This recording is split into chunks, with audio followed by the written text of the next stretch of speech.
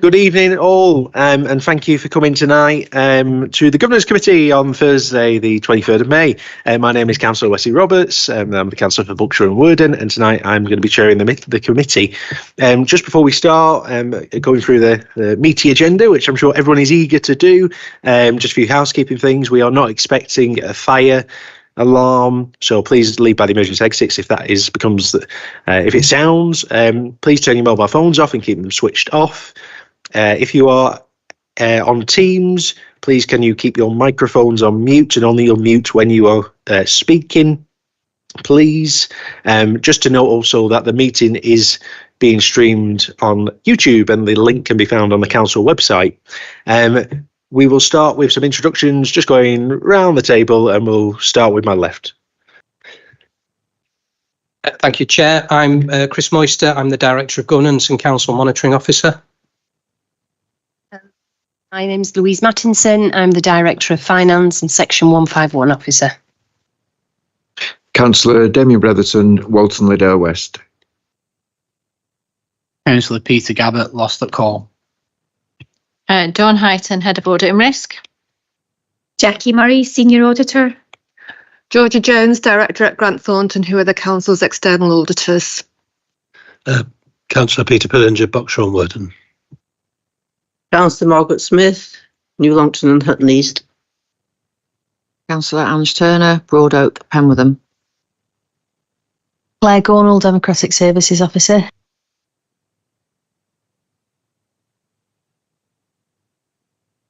Ward in Penwitham, and I'm also Vice Chair of the committee.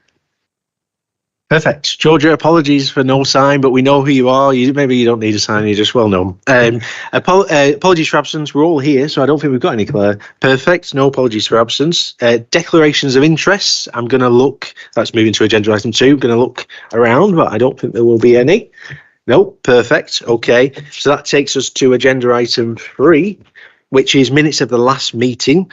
So I have in front of me the minutes of the 26th of March, 2024 for approval. And I also, there's 2 sets of minutes, okay? We're going to take them in different orders because I've got a comment on the second lot of minutes. So the minutes on the 26th of March, is anybody able to propose these as a, thank you very much, Councillor Pillinger. Anyone able to second them? Thank you, Councillor Smith. And we'll just show of hands if people approve them.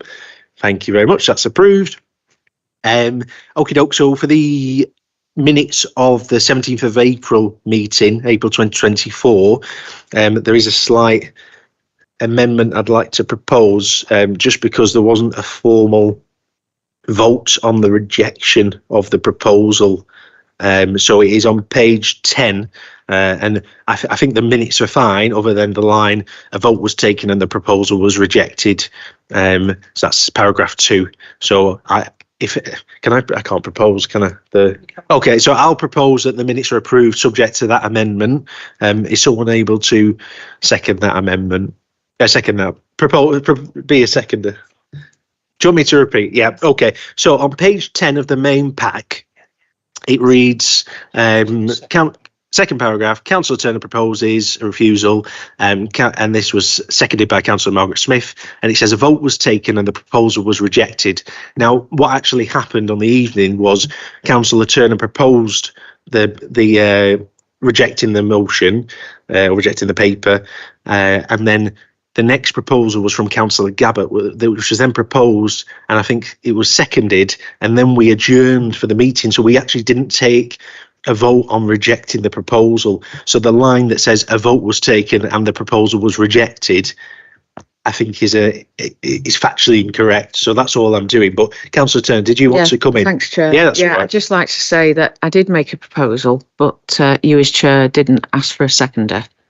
Is that going to be put in the minutes? We can reflect that if that's what I'm not sure if it does need reflecting. I didn't ask for a seconder, but I think then Councillor Margaret Smith at some point not in the formal proceedings, said that she was happy to second the rejection of it. So I didn't want to remove Councillor Margaret Smith from that without her permission. That's why I was only proposing taking out the last line. But obviously I'm looking at Councillor Smith to see whether you would like your name keeping in there or not.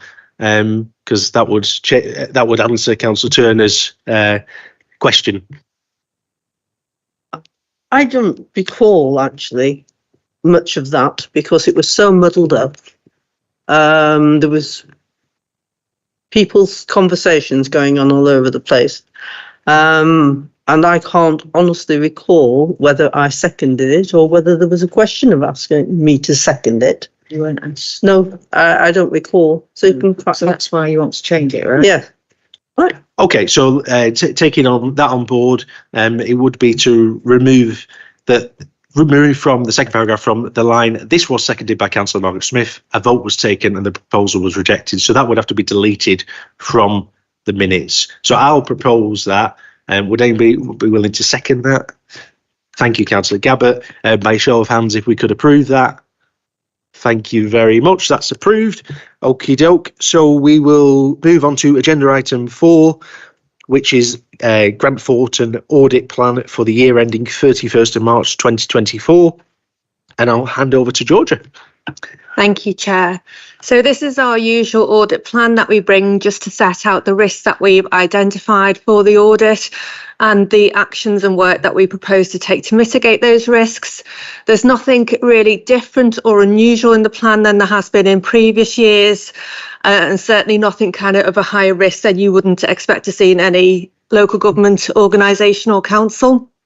So if you just look on page 18 of the agenda, that gives you the headlines. So it sets out the significant risks, which are set out in more detail on the following pages. So management overrider controls is a mandatory risk for all audits, whether public sector or commercial.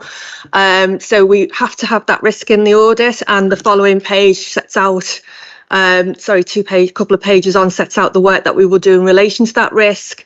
There's valuation of land and buildings and investment properties and valuation of the net pension fund liability or asset as it was last year.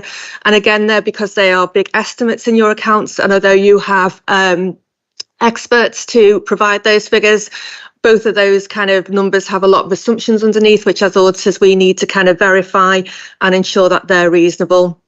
We set our materiality. The basis for that materiality, again, is no different to other years in terms of kind of the benchmarks that we've used.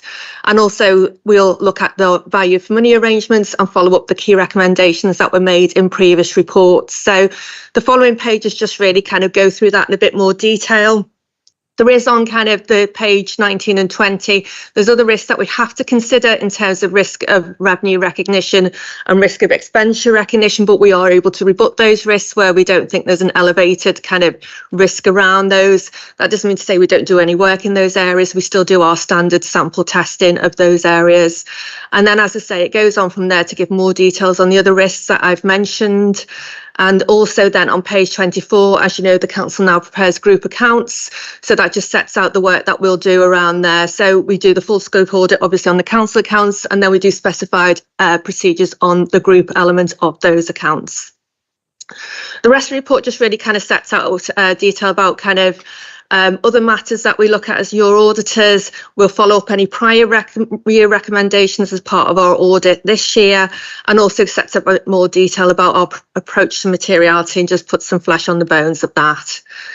And then from page 32 onwards, there's the value for money arrangements. As you'll recall, there were so significant weaknesses which were carried over into our report for 22-23 because it's a retrospective report looking at arrangements at that time of the 22-23 audit year.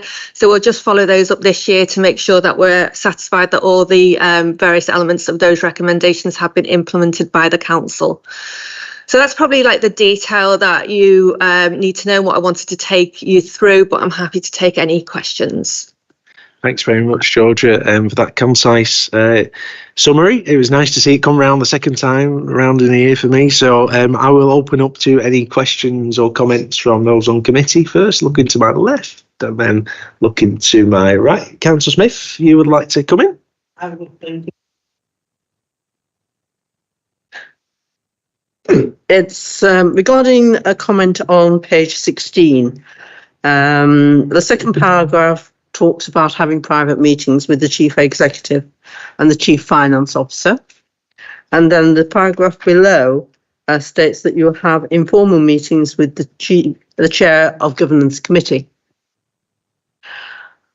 As the opposition party, we have asked over a period of time that we should have the vice chairmanship of this committee, and it has been refused all the way along.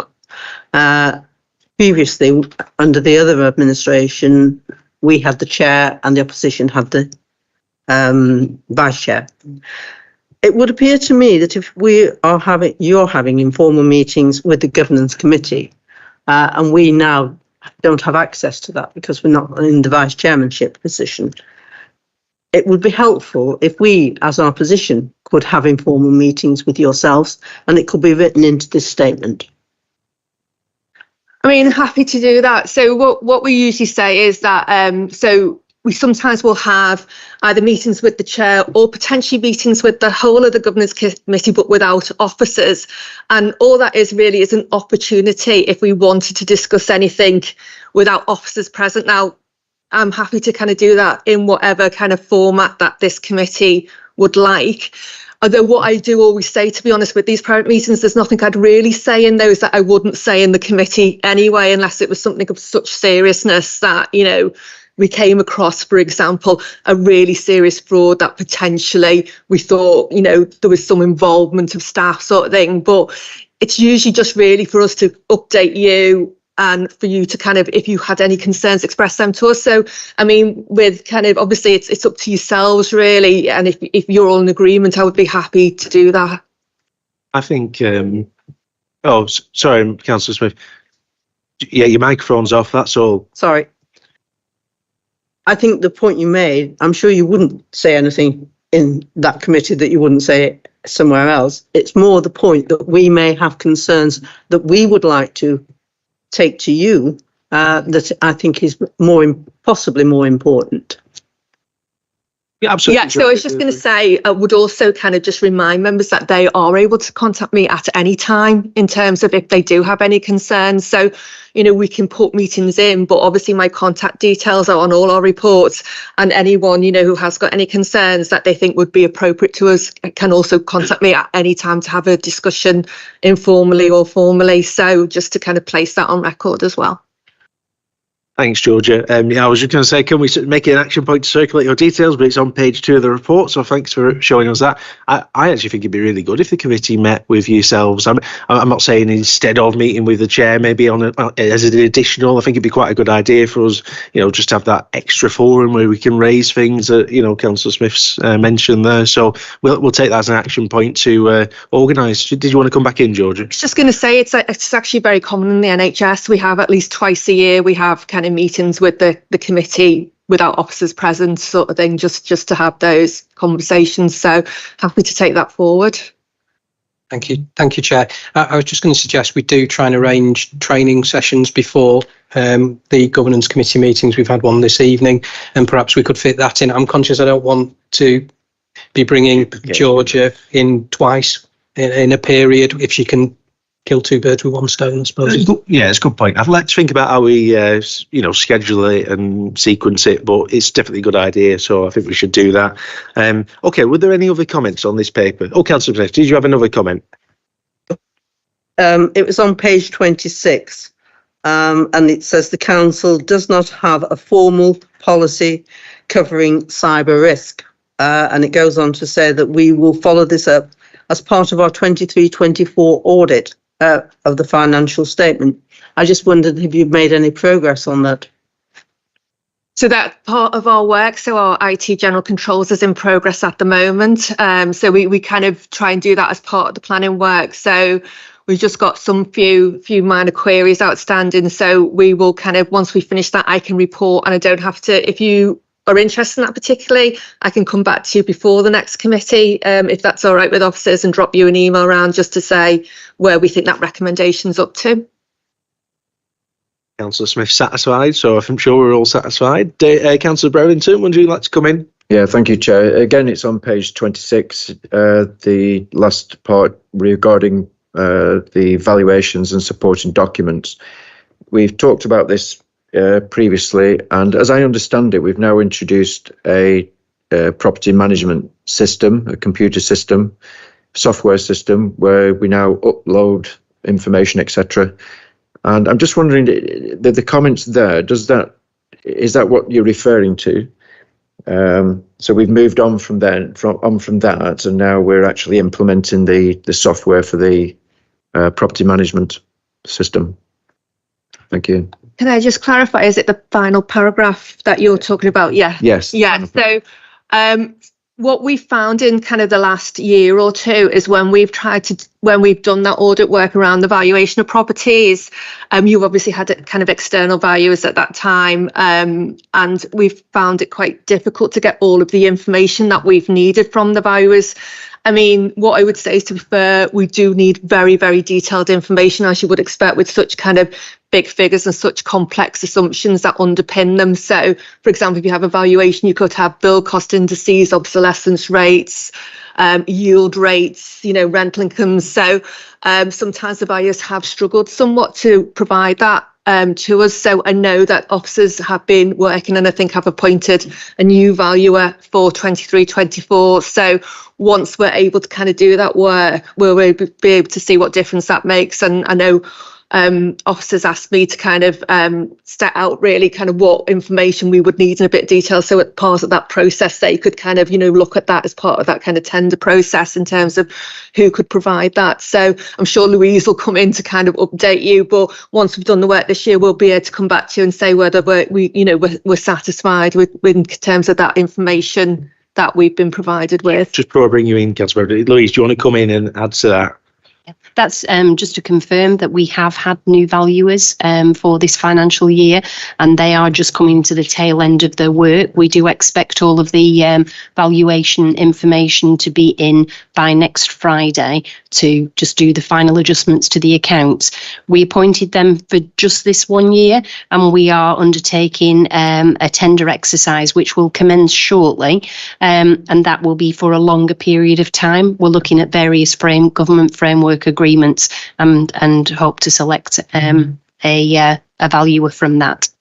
Okay, thank you. So, for example, it mentions leases expiring and that type of thing. So I'm assuming the new computer system that we've got, the software, we'll have like tenant information with the dates that the leases expire, which makes it easier for the auditors to access that information, because we'll have everything on one system. So the click of a button, we can see all the tenants that we've got, when the leases expire, when the rent reviews are due.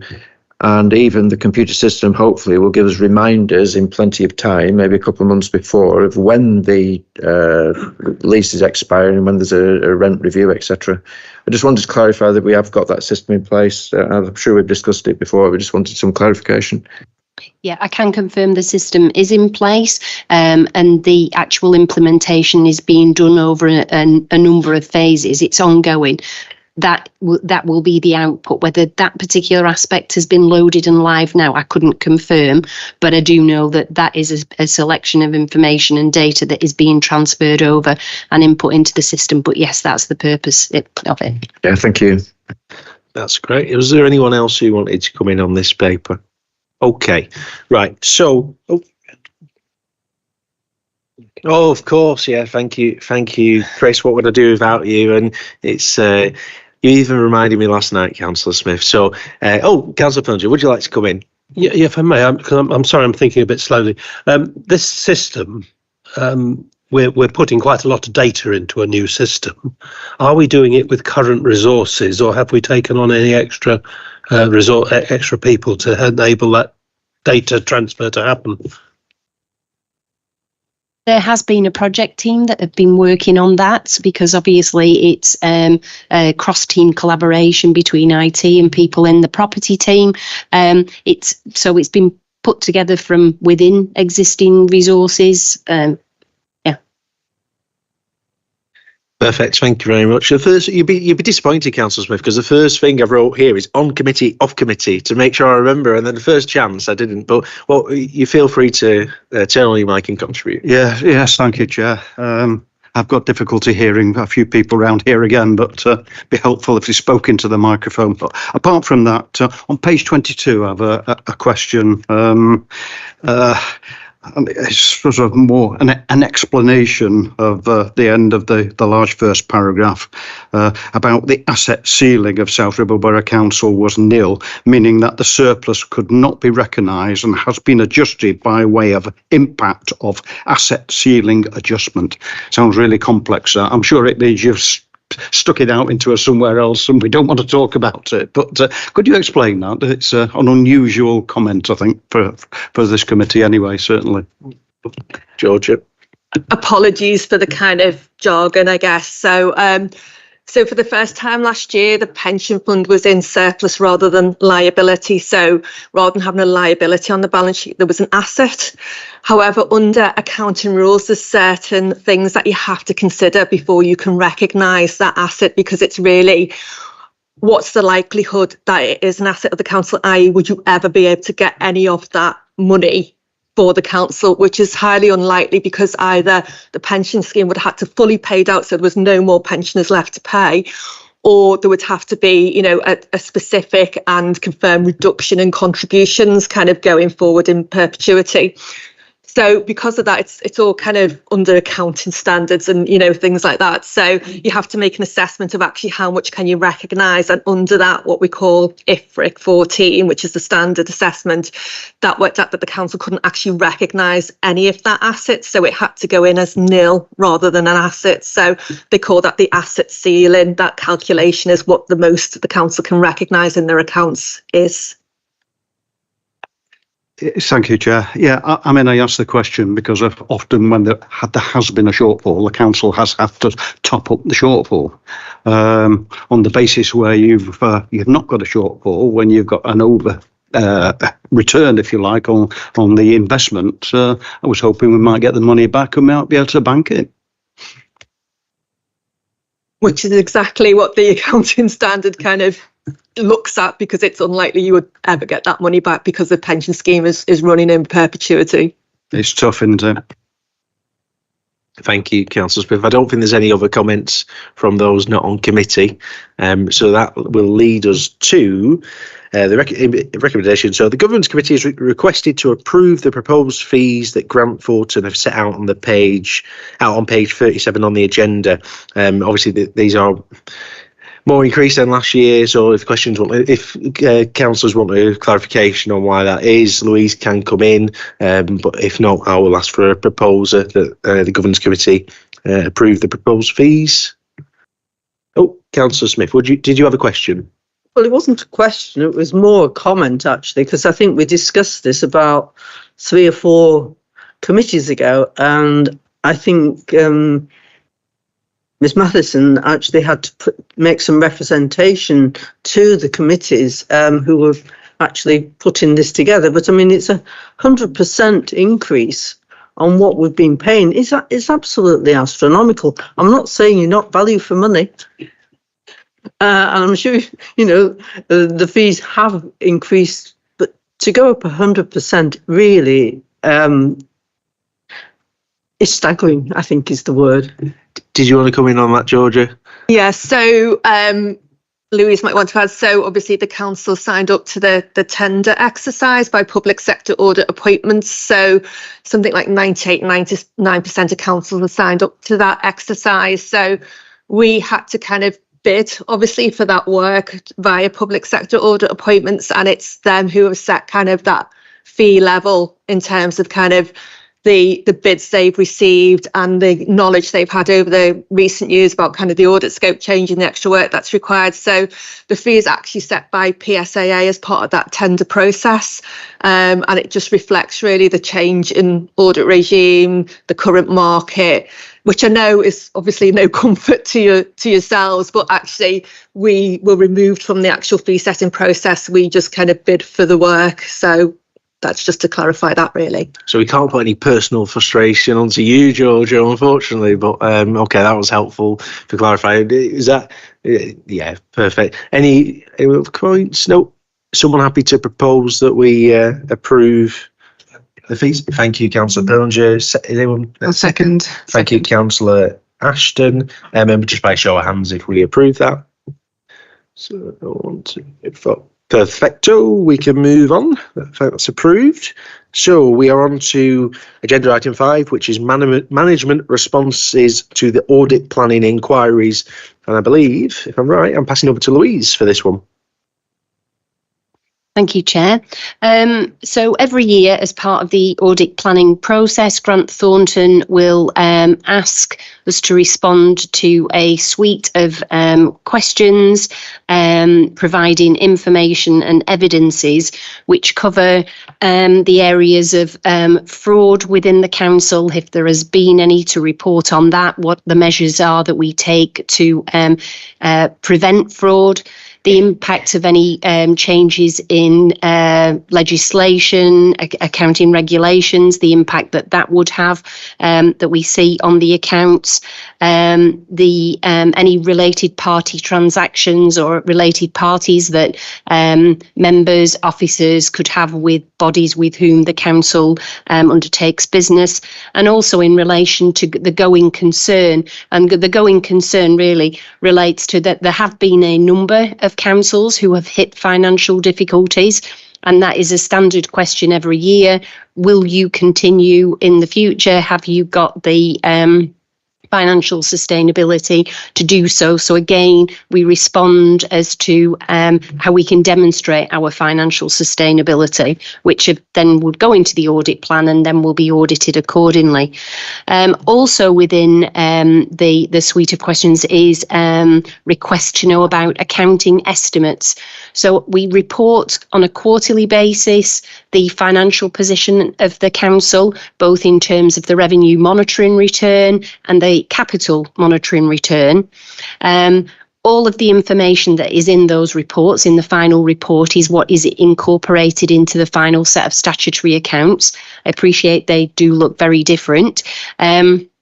And one of the reasons they end up being very different is because we have to incorporate into the statutory accounts adjustments which are based on estimates, and they are huge, significant figures.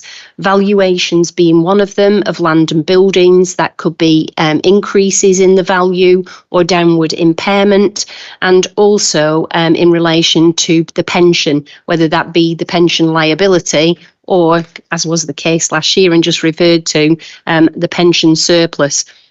Those figures are produced by experts in the field, be it the valuer or the actuary, and we rely on the information that they give us. We do give it some critical challenge and review, but overall we are responsible for those figures that go into the accounts. So again, within the document, it's the responses that we have given to Grant Thornton across all of those headings, and it's brought here to Governance Committee for members to consider and to confirm. There is nothing in there that is that differs or does not concur with their understanding from everything that they have seen during the year, be it at this committee, through cabinet, or indeed through council. Thank you very much, Louise.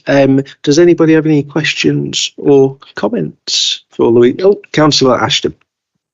We'll go Councillor Ashton, then we'll bring in Councillor Brereton. Thank you, Chair. One was a general question, and I'm not sure whether it's actually to Georgia or to Louise. Just in terms of the questions, are they bespoke to South Ribble, or are they the questions you'd ask any local authority? They're just general questions we'd ask to every, so that template will go to every local authority. Okay, thank you.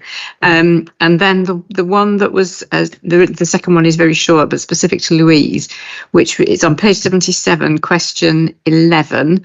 And the question is, why are management satisfied that their arrangements for the accounting estimates are reasonable? And the answer is yes, rather than what an answer to the question.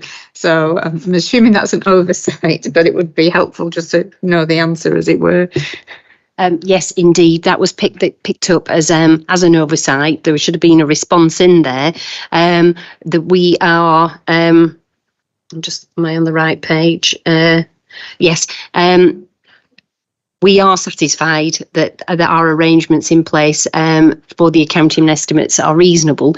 The response will be because we do use people who are experts and who are qualified in their field of operation. They provide us with the figures, and then we have discussions and have challenge. We do challenge some of the figures, and particularly around the valuations of property, land and buildings, and because ultimately the auditors audit us and ask us the question, so we need to be able to respond with that information. So we are satisfied that those estimates are reasonable, and they do get changed during the process of the audit if we find that not to be the case. Thank you. Thanks, Councillor Ashton. Councillor Brereton, did you want to come in? Yeah, thank you, Chair. It was mainly some comments and a question at the end. On the first question on page 54, is what do you regard as the key events or issues that will have a significant impact on the financial statements? It's interesting there that we've seen lots of inflationary pressures in the economy, and we've been affected with wage increases as we'd expect.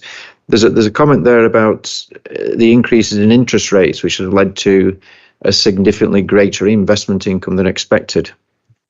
As we know, interest rates have been high, and we have had that extra income, but economists forecast that going forward 18 months or so, we might see lower interest rates. So I'm just wondering, have we become reliant on that investment income, or are we making forecasts that in the future we might see less income, and are we budgeting accordingly? Thank you.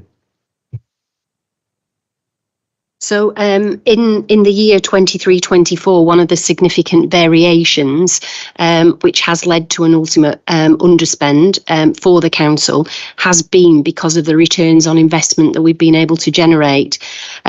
Indeed, in the last, this will come as part of the Cabinet outturn report that we're just working on at the moment. One of the reasons for at the end of the year, at quarter three, we were forecasting that the council would break even, but the actual outturn position is much improved upon that. And again, that is in relation in part to interest receivable, because we had forecast, like the Bank of England were advising, that interest rates were going to fall. We thought that they were going to fall in the first quarter of the year, and then that has not panned out to be. So that has been a positive to South Ribble, particularly being a cash-rich council with no borrowing. As far as next year's concerned, 24-25, the budget that was approved in February does take account of our assumption that interest rates will fall and continue to fall. So we're not reliant on it, and we have built that into the budget. Yeah, thank you for that reassurance. Perfect. Thanks, Louise. Was there anyone else? Councillor Smith? Thank you. It's on page 55. Regarding house solicitors and details of solicitors that South Ribble has utilised. I was just interested in the one with Forbes. Claims struck out, but awaiting note in respect of changes required to recruitment processes for leisure. Just thanks, Councillor Smith. I'm just, I think between Chris and Louise, they're going to have a little look at the paper and get back to you. Yeah. Oh, sorry, Councillor Gabbett, did you want to come in? Oh, sorry. Well, let's take it together then. So, Councillor Gabbett, you come in, and then we can answer the question together. Thanks, Chair. I had the same section flagged. The same sort of thing, but out of the solicitors, loads of them have got closed, and some of them have got annotated next to what it's like what Councillor Smith has just mentioned. But there's 3 at the bottom: Thompson's, Donald Race, Butterworth. So it's got nothing. So are they meant to be closed, or could there be possible more information like the one Councillor Smith just mentioned? Chris, I think you're going to come in and tackle them too. Yeah. I can deal with the Forbes matter. So yeah, that was a claim that was made against the council. That was struck out for having no cause of action. It was an employment matter. Yeah, we haven't had the at this point we hadn't had the fee note in yet. I'm not aware whether we've got it. The fee note from Forbes. So it's our cost in relation to defending that claim. Oh. And Louise, did you want to come in as well? I know for sure that the 3 at the bottom are not closed, or were not closed at the time of writing this, but I don't have the information. I'd have to get the information as to what it relates, the solicitors were used for. It may be because it's a variety of things. I don't know, but I will get that information. Okay, so we'll take that as an action point. Thanks, Louise. Thanks, Councillor Gabbert. Just checking there's no other comments on committee before I go off committee. Is there any questions or comments off committee? Not on this one, so at least I asked. The one time I asked, Councillor Smith, I thought you were going to come to the rescue. Okay, so the recommendation is to approve the management responses to the auditor's inquiries as attached to the report. So can I ask for a proposer? Thank you, Councillor Pillinger. And can I ask for a seconder? Thank you, Councillor Gabbert. And could everyone raise their hands if they are in favour? That's carried. Thank you very much. Okie doke. So that takes us to item agenda 6, which is Chair of Governance Committee response to external audit planning inquiries. And I'm going to pass over to Jackie for this one.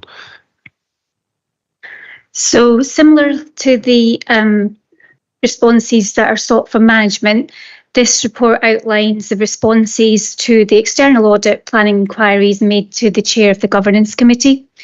So it's to present these responses to members. The inquiries have been made from Grant Thornton as part of their audit planning process for 23-24, and would like the committee to consider and approve the responses to the inquiries made. External audit need to establish the risk of fraud and error in their planning inquiries, and these questions and responses provide an overview of how we detect, prevent and respond to fraud as an organisation, and these are set out in Appendix A. So happy to take any questions you may have. Thank you very much, Jackie. Was there any questions or comments from anyone on committee? Councillor Brevington. Yeah, thank you, Chair. It's on page 88, the section regarding to SIL regulations.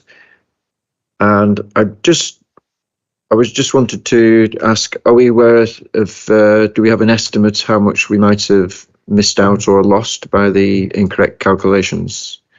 So I'll pass over to Chris. I'm not sure whether it'd be appropriate for you to answer now, but it might be a different way of getting back to the committee on that. Well, the simple answer is we don't have a full picture as yet. It's an ongoing piece of work because it's a piece of work that needs to go back a number of years and relates to, all planning applications that were received all needed to be properly assessed as to whether they should have been subject to SIL, were subject to SIL, or whether there was a calculation error, and each one needs to be individually dealt with. So we don't have a figure at the present, but we will be reporting back into committee because this relates to the internal audit review that was received, and there are management actions attached to it, and part of our process is now we do report into you about the progress against them. You didn't want to come back in. Councillor Pillinger, do you want to come in? Do you have a timescale for that? So yeah, it's a good question. I think we're going to come back to SIL later in the later paper, but if you want to cover it off now, Dawn, that's absolutely fine. I can bring a paper back in terms of the implementation of the management actions, but that paper would not contain details of the recovery. So I think it's going to be for members that are potentially on the internal scrutiny committee, which, if I remember rightly, you may be on the, Councillor Pillinger, of how going forward. It's kind of we work together. But I can hear and sense, as I have, inquisitiveness about seeing what the full extent of it was and making sure that things are improved going forward. Chris, did you want to come in, or am I? Sorry, I thought you. No.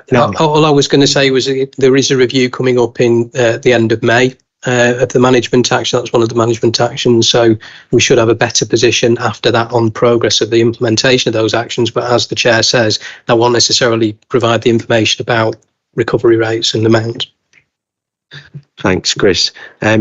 Just looking round, there's no other comments on committee. Any questions or comments off committee? I can see, it rises to the challenge. Councillor Smith, feel free. Yes, my usual one, Chair, is that we sat at the back there. We're trying to be part of this committee.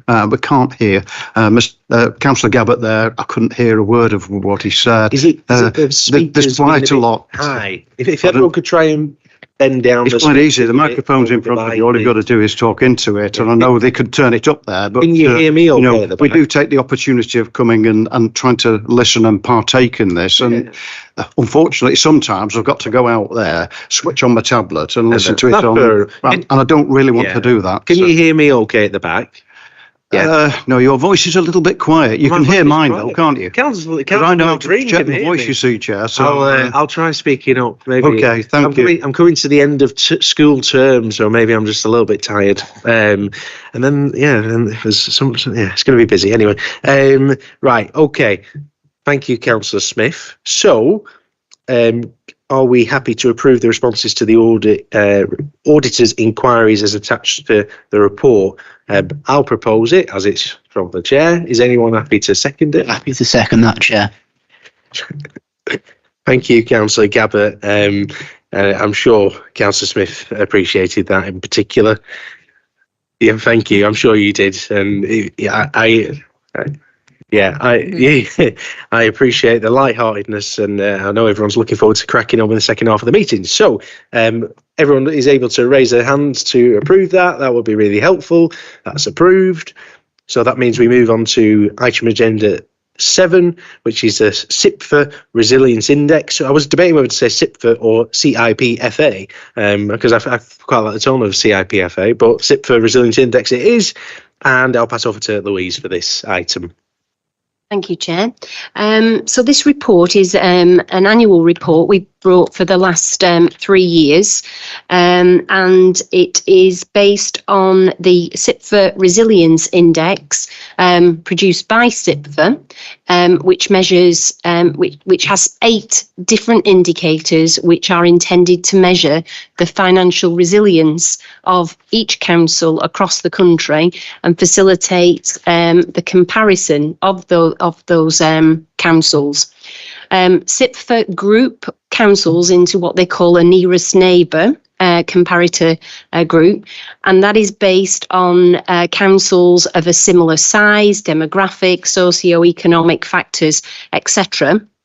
And we include in the report those other councils whom CIPFA deem us to be similar to, and therefore whom they've compared us against. But we can find out, the information is publicly available, and anybody could go on the CIPFA website to find it, put in a council, and it would give you the same data, whether that be a county council, a unitary, or another district. The data that CIPFA utilise is something that is extracted from another publicly available document, which is called the RO return, the Revenue Outturn Report. And that is a return that every single council across the country has to submit to DLUC every year, and it breaks down the financial analysis, the accounts of exactly what council had spent their funds on, be that leisure services, highways, health and adult social care, a whole raft of things. So every council has to submit it, and obviously we won't have some elements of expenditure included there, but they focus on those aspects which they think indicates or are a good indicator of financial stability. And the areas are reserves. So in terms of the level of reserves that a council is carrying, the level of reserves in comparison to the size of the budget, how they use the reserves, how quickly reserves are being used. They also look at interest payable, the servicing of any borrowing that has been taken. and the size or the cost of that borrowing in comparison to the council's budget as a whole. And they also look at some income aspects. So they look at fees and charges and the ability of the council, or how able the council has been and successful in generating fees and charges, and also looks at council tax and business rates. So how successful or how reliant a council is on those two forms of income. So looking in the report, as I say, we've been doing it for 3 years, so we've included in the graphs, although some of the councils in the nearer neighbour comparison are new. Some have been there all the time, some have dropped in, dropped out. But as you'll see in the graphs, Chorley just happens to be within our nearest neighbour comparator group, so we've highlighted both in the report. But the narrative is specific to South Ribble. So looking at reserves, as you can see on page 8 of the addendum to the agenda, you can see that as at the 31st of March 2023, the council had £19.564 million worth of reserves, and the other previous years are included in there. So that compares to a level of 22.1 million at March 2020, which was just prior to COVID. So the indicator shows that over the 3-year period, in comparison to the comparator group, South Ribble has used more of its reserves in comparison to its current level of reserves than other councils have. It's in the bottom 1, 2, 3, 4, 5, fifth out of the overall group. However, when you look at the level of reserves that South Ribble is carrying, which is in indicator number 2, you can see that South Ribble has a very strong level of reserves and is further up the ranking compared to other authorities. And out of all of the districts who submitted data, there should be 180 something. However, only 163 did submit data, which is strange because they are mandatory returns, but nonetheless. So South Ribble had the 93rd highest level of reserves, so he's kind of ranking a midpoint on there, and compared to the other districts in Lancashire, which is I've included it, but to be honest, it's quite difficult because the other districts in Lancashire have very different demographic profiles to South Ribble, but was 8th, that had the 8th highest level of reserves compared to net revenue. So it does take into consideration the size of reserves in proportion to the overall budget. Indicator 3 is the same. It looks at the change in reserves over the course of the year. And as you can see, there's quite a lot of councils now who are starting to eat into the reserves because of the difficult financial challenges that we've been faced with. And then when we move on to indicators 4 and 5, which are measures of indebtedness, as South Ribble doesn't have any borrowing, you can see that it doesn't even kind of factor on the graphs compared to the other councils which do have levels of borrowing. Indicator number 6 is fees and charges. So how much of the budget is serviced by fees and charges income. And you can see, as for previous year, the South Ribble has the lowest level in the comparator group for the amount of fees and charges that support its budget. But this is at the end of 22-23, and we obviously know that the investments have been undertaken, and we do expect that to be changing with the onset of Jubilee Gardens, Mackenzie Arms coming online, and so on. So we will see a movement in that figure. We expect in 23-24 and definitely in 24-25. Performance indicator 7, this is council tax requirement and how reliant the council is on government funding, and because of the amount of council tax it gets in. As you can see, South Ribble is at the lower end of the comparator group, and that's because it has a lower level of income secured from council tax compared to some of the other councils. And that can be a range of reasons, just because of the banding of properties, the number of properties, but also the increases in council tax that have taken place over the past few years. And as council tax has been frozen in South Ribble, that would be one of the key reasons why the amount of income from council tax compared to the net revenue budget is lower. And then finally, indicator number 8 is where South Ribble's performance is the strongest of the comparator group, measures the amount of business rates growth in the borough above the baseline. The baseline was set by government a number of years ago, and the amount of business rates that South Ribble now achieves is significantly above that baseline. There is a risk attached to this, and it's one that I've reported in the budget. If the business rates system is revisited, which they have been threatening to do for a number of years now, there will be a reset of the baselines. If the baseline is increased, that will mean the growth is not as much. So South Ribble is the biggest beneficiary from the Lancashire business rates pool, and that's because the growth above the baseline is so big, the baseline goes up.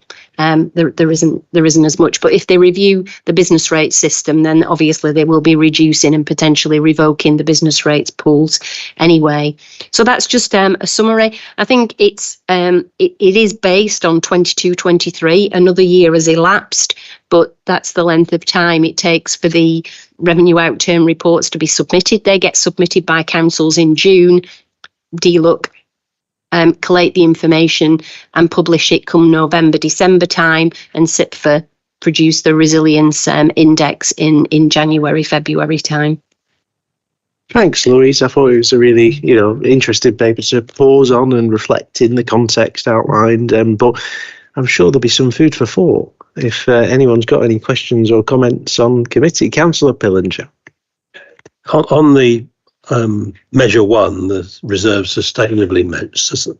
I realise that these are over a 3-year period, and we have been eating into our reserves in something a little over 10% of reserves being spent in the last 3 years.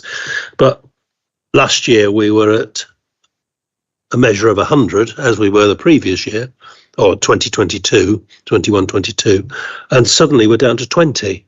It seems a big change for over a gradual period of expenditure. Can you Yes. So for the year ending March 22 and March 21, and even March 2020, they were the COVID years, and therefore we were given significant sums from government that was retained in reserves because it was to be spread over a period. So we had significant business rates and monies given to us, and that was given up front, but it was dispersed over a period of time that straddled year ends, and that was kept into reserves. Reserves are just taken at one snapshot point in time, 31st of March. So in those year ends, they were overstated. All of that money has washed through. The COVID grants have been spent. The business rates reliefs have been dispersed, and that's why you see the reduction there. Some of the reserves have been utilised on schemes that the council has undertaken, and have also been used to pay for capital investment as opposed to taking borrowing. So that's another reason why reserves have been utilised. So we have no borrowing, but we have used some reserves in that process. Can I just continue? Those factors will apply to all the other councils that were being compared with, presumably. Yes, indeed, that would be the case. Some people dispersed their grants quicker than others, so that would have some bearing. A level of reserves, as I say, it's taken at a snapshot point in time on the 31st of March. So the very next day, you could have had a payment of business grants of £1 million, and that would have reduced the level of reserves. It's just whatever happens on that particular date. That's kind of the musical chairs stops.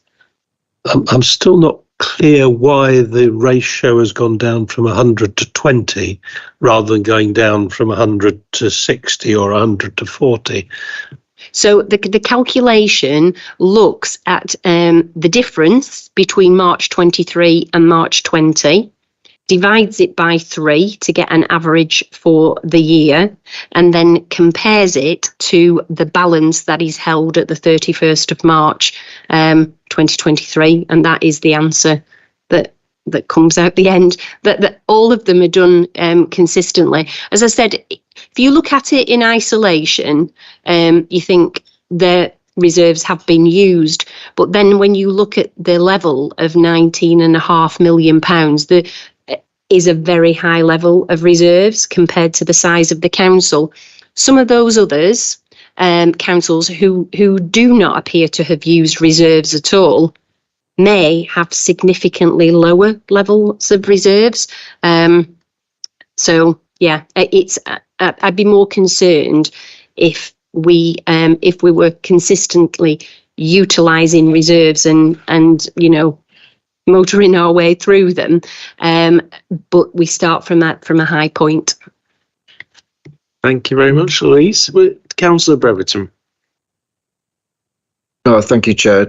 Just my observations from looking at these charts, it would appear we've established a trend of a downward trend of lower reserves, but on the positive side, we haven't got any debt.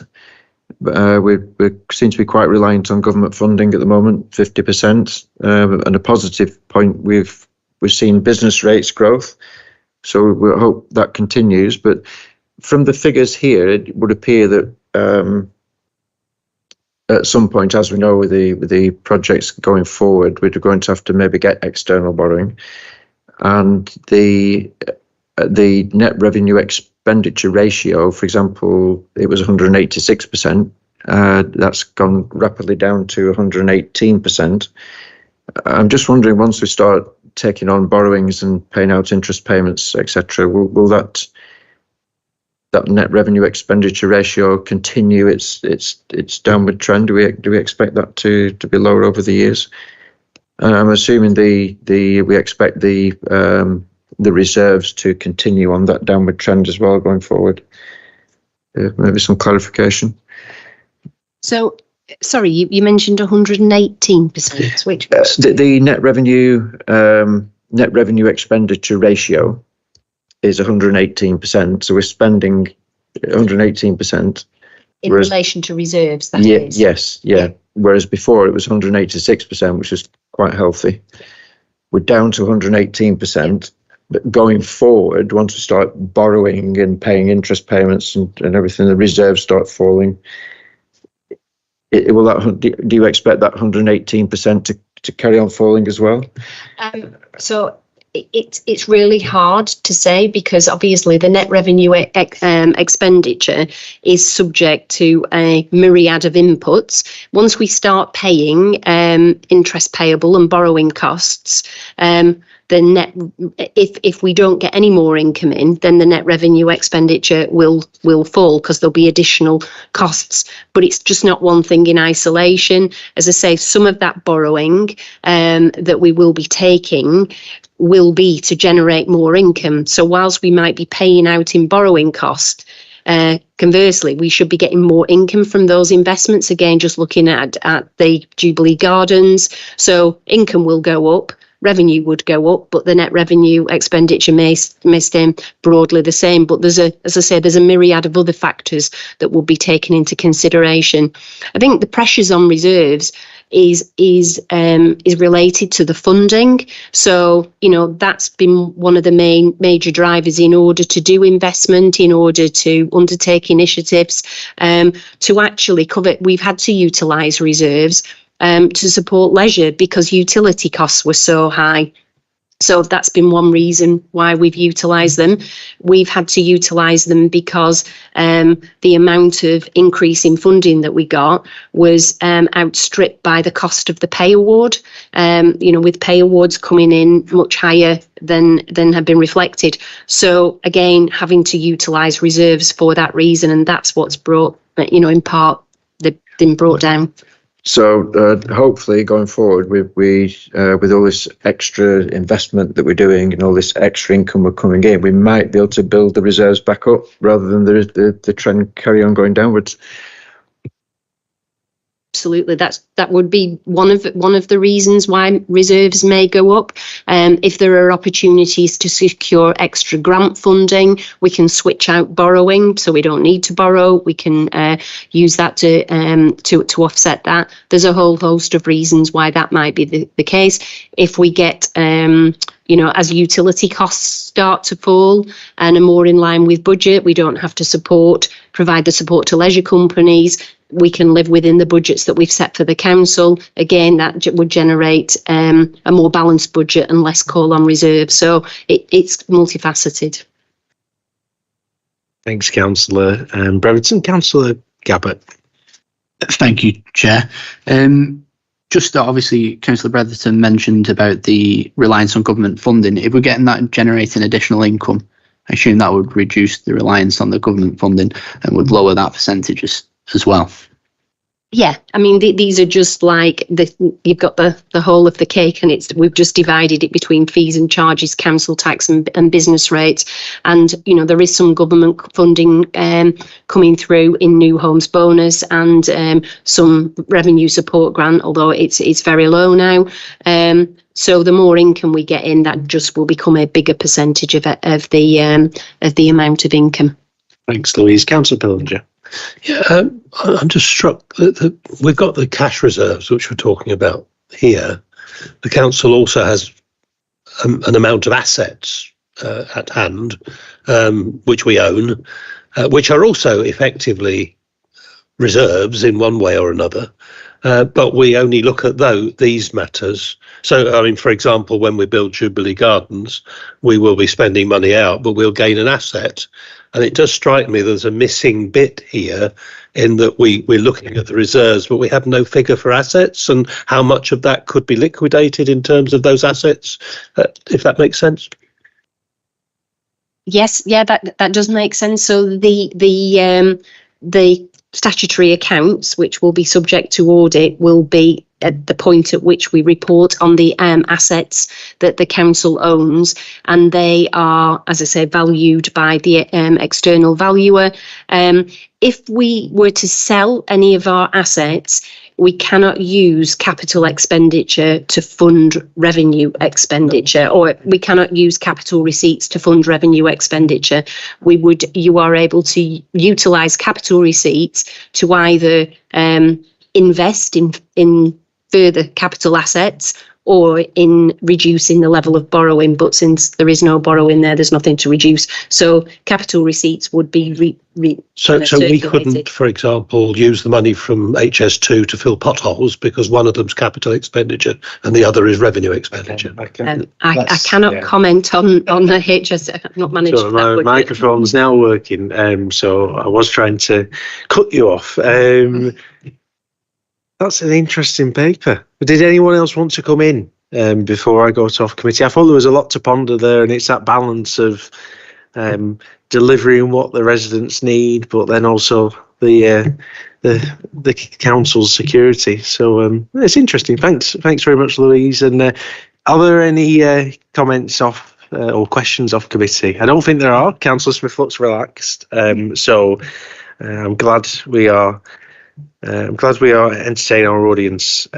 So we will move to the recommendation, which is to note the council's performance with the suite of performance indicators that form the SIPTA Resilience Index for 2022-2023. Would someone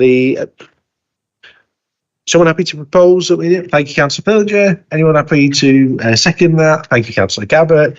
A show of hands if we could approve that would be great. Thank you very much. That's great. Okay, and then I'll put turn the microphone off, is there? Because I've got to go to Jackie again for agenda item 8, which is the internal audit effectiveness review.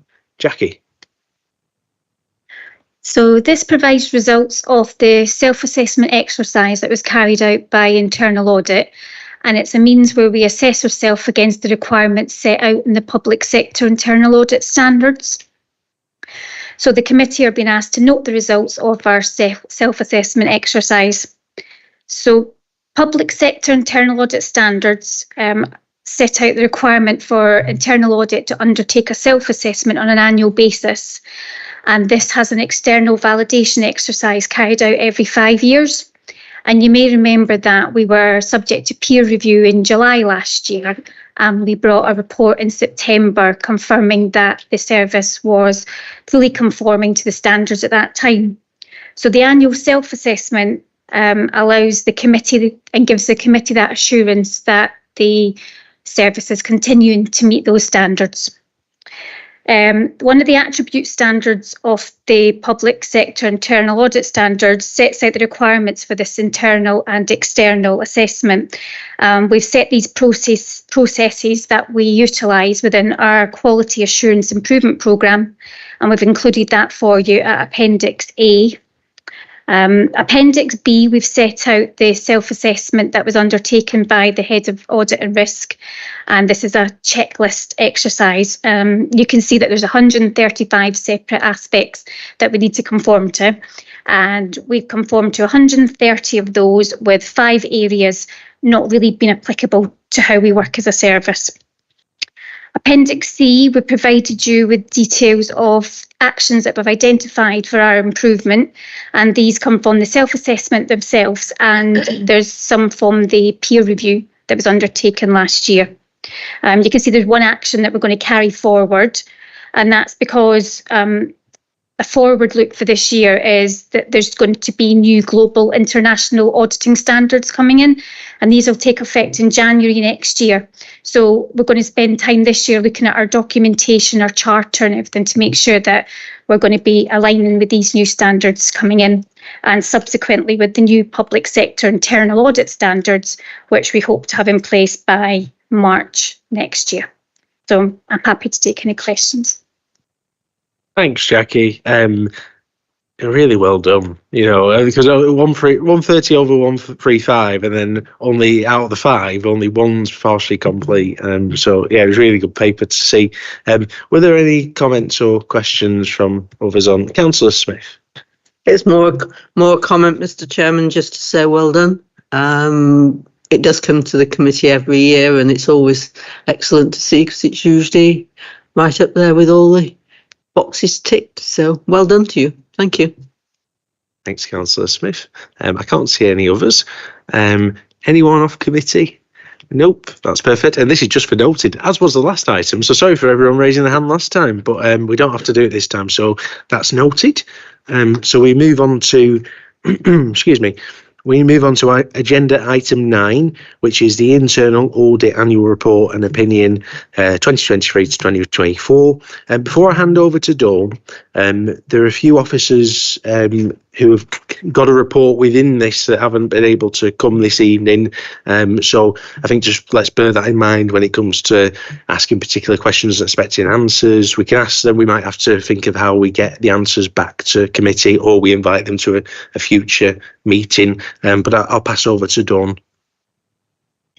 Thank you, Chair. So the report you have before you this evening is our annual report, which is a requirement of the public sector internal audit standards. And within that report, we also have to give an opinion on the overall adequacy and effectiveness of the organisation and governance, risk management and control processes, which can be used in the annual governance statement, which is coming later on in the agenda. So I'll not go through all the report in detail, but there are a few points I need to raise. So if we look at paragraphs 8 and 9 onwards about the scope and objectives of internal audit, I have to confirm to the committee that as a service we are organisationally independent.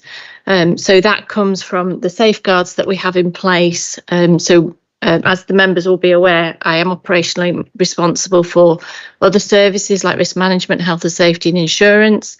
And so to safeguard my independence, we bring in third parties if any of those areas are reviewed. The structure of the council allows us to maintain our independence as well, in that we have a direct reporting line to both the chair of the committee and also to the chief executive. We have to stress as well that over the course of the year, there have been no restrictions in the scope of our audit work, or there's been no limitations as well. So that comes in with either the planning or in actual of the scope of the individual reviews. So in terms of our audit coverage, we have to ensure that the plan covers the whole of the authority, and the opinion is based on the work that we've carried out over the course of the year. So the pie chart at paragraph 14 shows the coverage, so it shows all the directorates and the reviews that have been carried out in those particular areas. If we then move on to the actual work that's been completed, over the course of the year, we have provided the committee with update reports and copies of all the audit reports that have been issued. There are reports attached which haven't been previously presented, so the risk management, which, as I said, has been done by Wire Council. There's a few others, business grants. There's obviously the one limited report, which is event management. And as the chair's alluded to, the officer was unable to come tonight, but we can always take any questions back or try and get any queries responded to. The next few sections highlight the limited reports that have been issued over the course of the year, and it gives an update of the actions of where we're up to. So I'll just briefly touch on those. So in terms of the sundry debtors, that was presented to the committee last September. We knew because of the actions, the issues we'd identified, we agreed a relatively short time frame for the implementations of those actions, and all those actions have now been implemented in full. For the physical security and the environmental controls, we did initially agree that all those actions would be implemented by March. There has been a slight delay with the contractor, so that's outside of the control of the council, but we're confident that the remaining 7 actions are due to be completed by the end of May, and my understanding is we are on track to do that. The SIL, as I've said, we will bring a report back. There is a review due by the end of May, so I will meet with the officers and bring that report back at a later date. The driving licence checks, I think the important bit to note in there are the checks are now being systematically undertaken. There are still 2 actions remaining, but they relate to the policy. But as I said, the most important things is that those checks are being undertaken. And again, as I've said, the event management report is a copy's attached, and many of the actions are in the future. But again, if the committee would like this, I could bring back a report about that as well.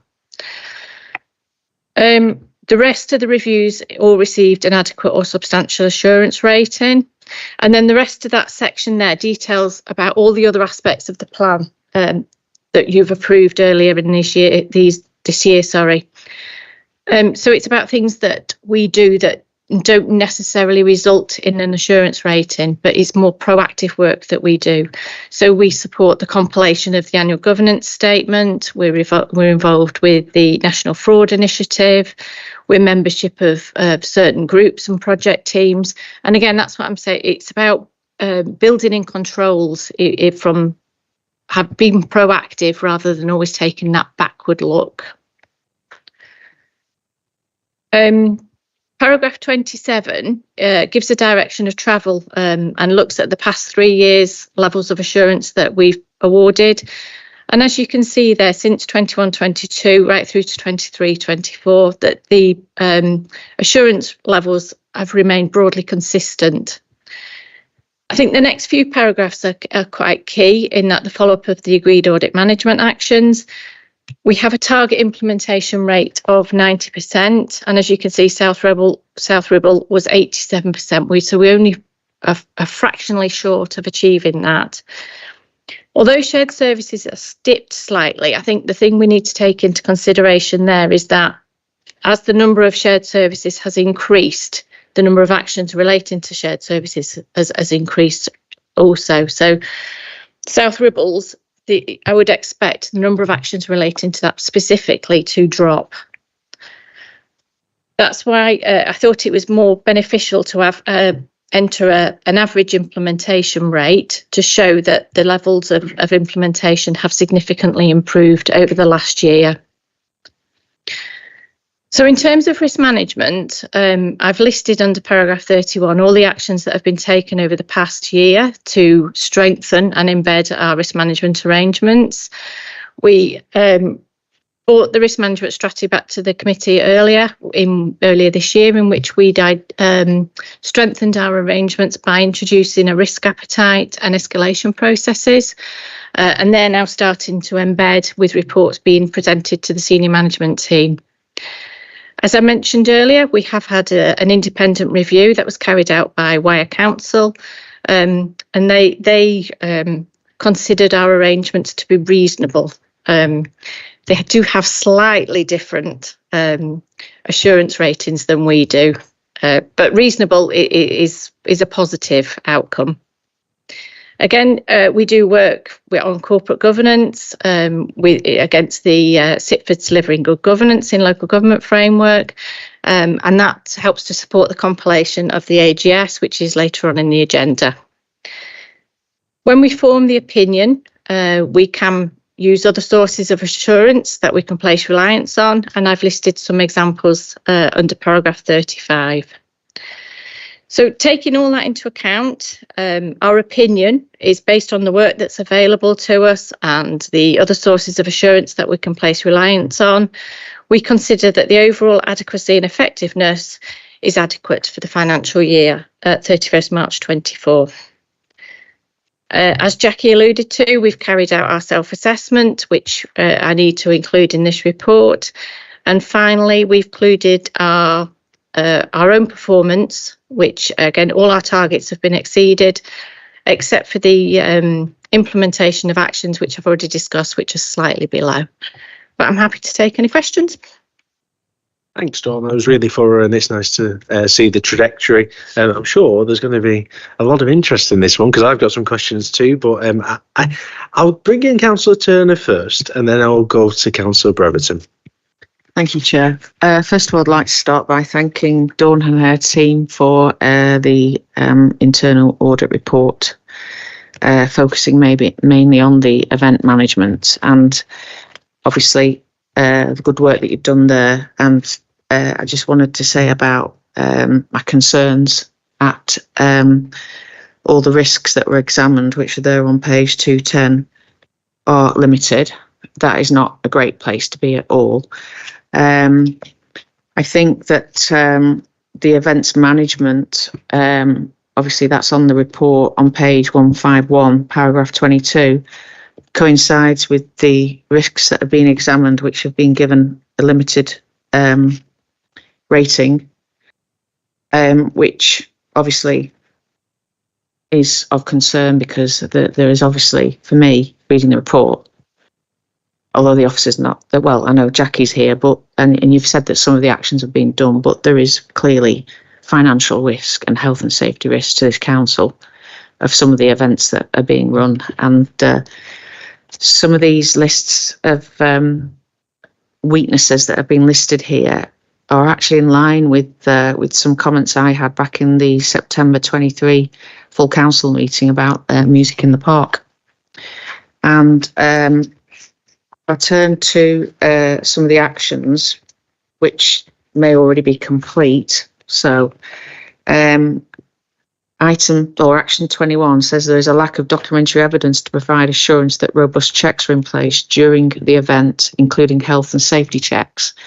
And for me, that is an absolute priority. I mean, we've got an event due in May, Music in the Park, and it's of great concern to me that that is a risk. And on the action log, there's no key stakeholder identified or a delivery date, but I take it that the other officer isn't here. So that to me is something that should be done most immediately. The other concern and comments that I'd like to make is paragraph 23, which states that as budgets are being overspent for large events. Now, we know that Music in the Park has consistently overspent its budget for the last 3 years. And one of the comments that I made is that I believe that Music in the Park should go to scrutiny with a thorough breakdown of all costs associated with that event, which should include the council costs. And sorry, Councillor, which bit are you referring to in the paper? Sorry, just so I can. Something you said. 221. 221. Page right. 23 of the internal events management report. 221. Thanks. It makes the comment that as budgets are being overspent for large events, and this is true, and we know that for the last three years, or is it 2 years? Sorry, Music in the Park has lost a considerable amount of money. And the point I'd like to make is I think that Music in the Park should go to the scrutiny committee to be thoroughly scrutinised.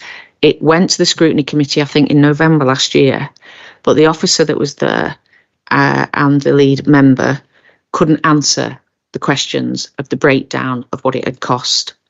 And obviously for me, there was concerns about the contracting process as well, in terms of one person now being allowed to pick the key stakeholder, the key subcontractor. It does feel like we're swaying into potentially the area of other committees and scrutiny rather than this paper in particular. Okay. And I just think it'd be more productive to, stay onto the report and lots of people are working on this. Okay, I'll finish now though. All right. Thank you. I'm concerned about the rating. It's not good. It's not a good position for us to be in. I think it's excellent, the report that you've done with the actions. And I said, Davy. And I think that was a joke. And I think that what's not mentioned in the report, because it probably isn't relevant, but I think that Music in the Park, which is our biggest event, should go to the scrutiny committee, have a full breakdown of all the costs, all the risks, what happened at the event, the attendees, for that to be properly scrutinised by the scrutiny committee, because it hasn't done in the past. That's the comment. Thank you. Yeah, no, fair enough. Thanks, Councillor Turner. I'm sure Councillor Pillinger will be listening to that with interest, being on the scrutiny committee. Councillor Breverton, Councillor Breverton, I'll come to you. Then I'll go to Councillor Gabbard, because I just know Councillor Gabbard's got to leave a little bit early. So, Councillor Breverton, over to you. Okay, thank you, Chair. I'd like to thank Dawn for this report. It was very interesting reading it. What I found most interesting was the review of housing standards on page 191. It refers to houses of multiple occupation, and there are a range of weaknesses which impact upon the effective service delivery. I've had some experience with Preston City Council with regards to HMOs, and to be fair, they run an excellent service, and the housing officers I think they're great. The comments here, for example, the lack of process for ensuring annual gas safety certificates. With Preston City Council, they have a thorough system where they contact the landlords well in advance of when the next certificate is due, and they request all the relevant information. It's not only gas safety certificates, but they'll want the electrical safety reports as well. They want a full fire risk assessment of the building. All these things aren't mentioned here, but this is what Preston City Council do, and it'd be good if we could get up to that standard where we do ask these questions. There is a comment here that the team mainly providing a reactive service, undertaking assessments of housing conditions on a risk-based safety system. And the team routinely work with homeowners, landlords and tenants to improve housing standards. With Preston City Council, often landlords will contact the housing officers to ask for help, because on occasions you do get tenants that have a certain lifestyle, which could cause things like dampness in a building. We've sometimes experienced where tenants might tape up ventilation systems and it causes damp, but when you contact the housing officer in Preston, for example, they'll come out with a landlord and try and explain to the people living in the property how to leave a fan, ventilation and that type of thing. And it would be good if South Ribble offered that service. But having said all that, the question, if someone can answer it, how many licensed HMOs have we actually got? Because Preston, I imagine, has got hundreds and hundreds and hundreds, and maybe they've got a team that that deals with that. But is it such that South Ribble haven't got that many registered licensed HMOs, and maybe we haven't developed the same experience? And would it be possible to maybe contact Preston City Council and get some training from them on the service that they provide? They might be able to get advice on how to do that. I mean, I know from a landlord's point of view, the housing officers have been brilliant, and they will help the landlord tackle issues with a property. And with the gas safety certificates, for example, on occasions, the landlord can't access a building to get the required safety certificates because the tenants, unfortunately, won't let them in. The landlord has to resort to issuing a Section 21 notice so that they can get the tenant to leave the property. Then a landlord can go in and do essential maintenance and get the gas safety certificates. These are issues that landlords do come across. So how many HMOs have we got in South Ribble? Thank you. It sounds like there might be some learning to do and making a call and feeding that back to the team if we're not already doing it. Dawn, was that part of your report? Do you know the answer to that, or is it something we're going to have to come back to? We couldn't tell you the number of HMOs we have, but it wasn't a significant number. It wasn't particularly high. In terms of the reactive service, the advice and supporting landlords, that is something that we do. It was more the proactive in terms of identifying HMOs that we weren't aware of that we weren't doing. Did you want to come back in, Councillor Brereton? So in terms of not identifying HMOs, then that's clearly a problem in that buildings are operating illegally. Because if you can't identify an HMO, it means that it's under the radar and we don't know about it. But what I was referring to is established HMOs where you've got a good landlord that takes pride and care in his property and he gets help from a housing officer.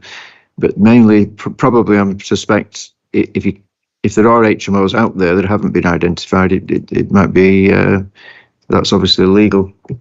Thank you, Councillor. I think there's maybe an action point to establish how many we have got from the team. But was there anything else you wanted to add, Dawn, or? No, perfect. Okay, so we'll take an action point on that. I think it's just clarification. Councillor Gabbert, I'll bring you in. Sorry, thank you, Chair. My point was just same note that Councillor Turner made, but just asking the question in the actual report where it's saying about the budget. Page 221, item number 23 about the event budgets. We're purely just in the reports on about the operational budget, i.e. the events team keep monitoring their own. It's not that you're saying that we've not got a budget at all, like in the accounts department. That would be a bigger problem if there's completely no budget. Still a problem if the events team haven't kept one, but at least we've got some record of the expenditure somewhere. No, there are budgets for the events. And one thing I can actually respond to on this is that I know the head of service has been working really closely with finance to ensure that those budgets are being tracked and monitored much more closely than they have been. Thanks, Dawn, for providing that assurance. Was there any other questions on Councillor Smith? Did you have a question or comment on this paper? Yep, feel free. Your microphone, sorry. Go back to the beginning, please. Of the meeting or the paper? No, this paperwork. We seem to have jumped so quickly through it. There's a number of things I'd like to go through, if I may. So I'm on page 150 with the physical security and then the environmental control. I asked this question 2 council meetings ago about this contractor who is supposed to be, and I presume it's still the same thing, removing the amount of IT equipment that is now obsolete, that is cluttering up the office downstairs. And I was assured at the meeting that it was going to be imminent. I've asked again of the portfolio holder, and it was coming within the next fortnight. That was a couple of months ago. And now we're saying we've still got a problem with the contractor. Is it because we can't find someone, or is it because we haven't got the budget for it, or is it such a big job that they can't get it sorted? Do you want to come in, Dawn? Yeah. No, I don't think. I think one of the issues is you have to make sure that all the data is removed. So it's making sure that you're not giving away council data within your own obsolete equipment. So it's not just a case of getting a skip and throwing them out. So it's quite a technical area and there are a limited number of suppliers out there. So I know the IT department are working their way through this, because I have seen activity as I walk past, if I'm honest. But in terms of actually finding that supplier, that is still ongoing, and making sure we've got those arrangements in place. On the basis of that, and I understand what you're saying, and thank you for that explanation, is it unrealistic to expect it in this timescale? Are we better to set a proper realistic timescale to it and say it's going to take us 6 months to do this, and then we know that at some point within that time we will get it cleared up. That was the one thing I wanted on that one. If I could move on, please. It would have been helpful, and it was very good at the beginning of your report. You actually put everything in A, B, C. Everything had on the I can't find it now. Everything was right at the beginning. I think you actually listed everything. There's a list of annex at the bottom of the paper. Yeah, and it would have been helpful if this lot would have been done the same. I think on the agenda, so that we could have gone through each one at a time instead of just lumping the whole lot together, because they look like they're all hidden in here. Right. Yeah. Let's do. Yeah. Go for it. On B, I think B on the business grant, that was a very good one, very good report, and obviously had a substantial assurance rating, and that was, I think it was where it was meant to be. The bank reconciliation, I'm a bit confused with this, about the 5% tolerance that seems to be 5% either way, and so there's been no action agreed on it. And then it goes on further about PIs. The finance accounts team were unavailable to identify when or how the 5% variations of the PI targets for cash flow forecasting was agreed. And yet there isn't any answer to it at all at some point. I just wonder why nobody could. Is there no history to it or something? Or I think Louise is going to come in. That's exactly what happened. There just appeared a 5%, and there was no rationale as to why it would be 5%. We had the indicator in, but we've reviewed it, and we have a very, very detailed cash flow forecast, and that was something that's covered as part of audit. We're monitoring that on a daily basis, because that's how we're able to make the significant investments and to time those investments so we get the maximum return, but to make sure that the money is available when we need it. But it's nigh on impossible to forecast with a 95% accuracy exactly what cash you're going to get in. I mean, we've just had notifications in today. We've got several £1 million that will be coming in the next few days, UK SPF. So there is no planning because you don't get that much warning. We do a full 12 months, always a rolling 12 months cash flow forecast, but we are just updating it on a daily basis. So it doesn't lend itself to a performance indicator of that nature. I think the better indicators are to ensure that we are liquid, that we have the money that when we need it, and we maximise our treasury management to earn significant investment returns as best we can. So, yeah. If we go on to the risk management arrangement, you look like you've ticked all the boxes again, so well done to that. The unrecovered debt write-off. This seems to be presenting a problem as regards this historical debts that are there that don't seem to be cleared away. And one of the answers to how you're going to do it is to bring people together and remind them that they should be getting on with getting rid of the debts. Is there anything more positive you can do to sort of tidy the thing up? Because it sounds like it's been going on for quite a considerable time. Louise is going to come in. So following the audit, and one of the actions taken now is that a report is produced. It's an automated report is produced every Tuesday, is sent to all budget holders, and it lists all of the invoices that are outstanding within their area. I know I get mine, and that there is a requirement to go through those and make sure that you or your team are chasing them up. Prior to that, it would have been for the budget holders to go in as and when and check what debts were outstanding. So it's a much more proactive approach, and a much more accountability put with the budget holders. And I can say that this is discussed at SMT.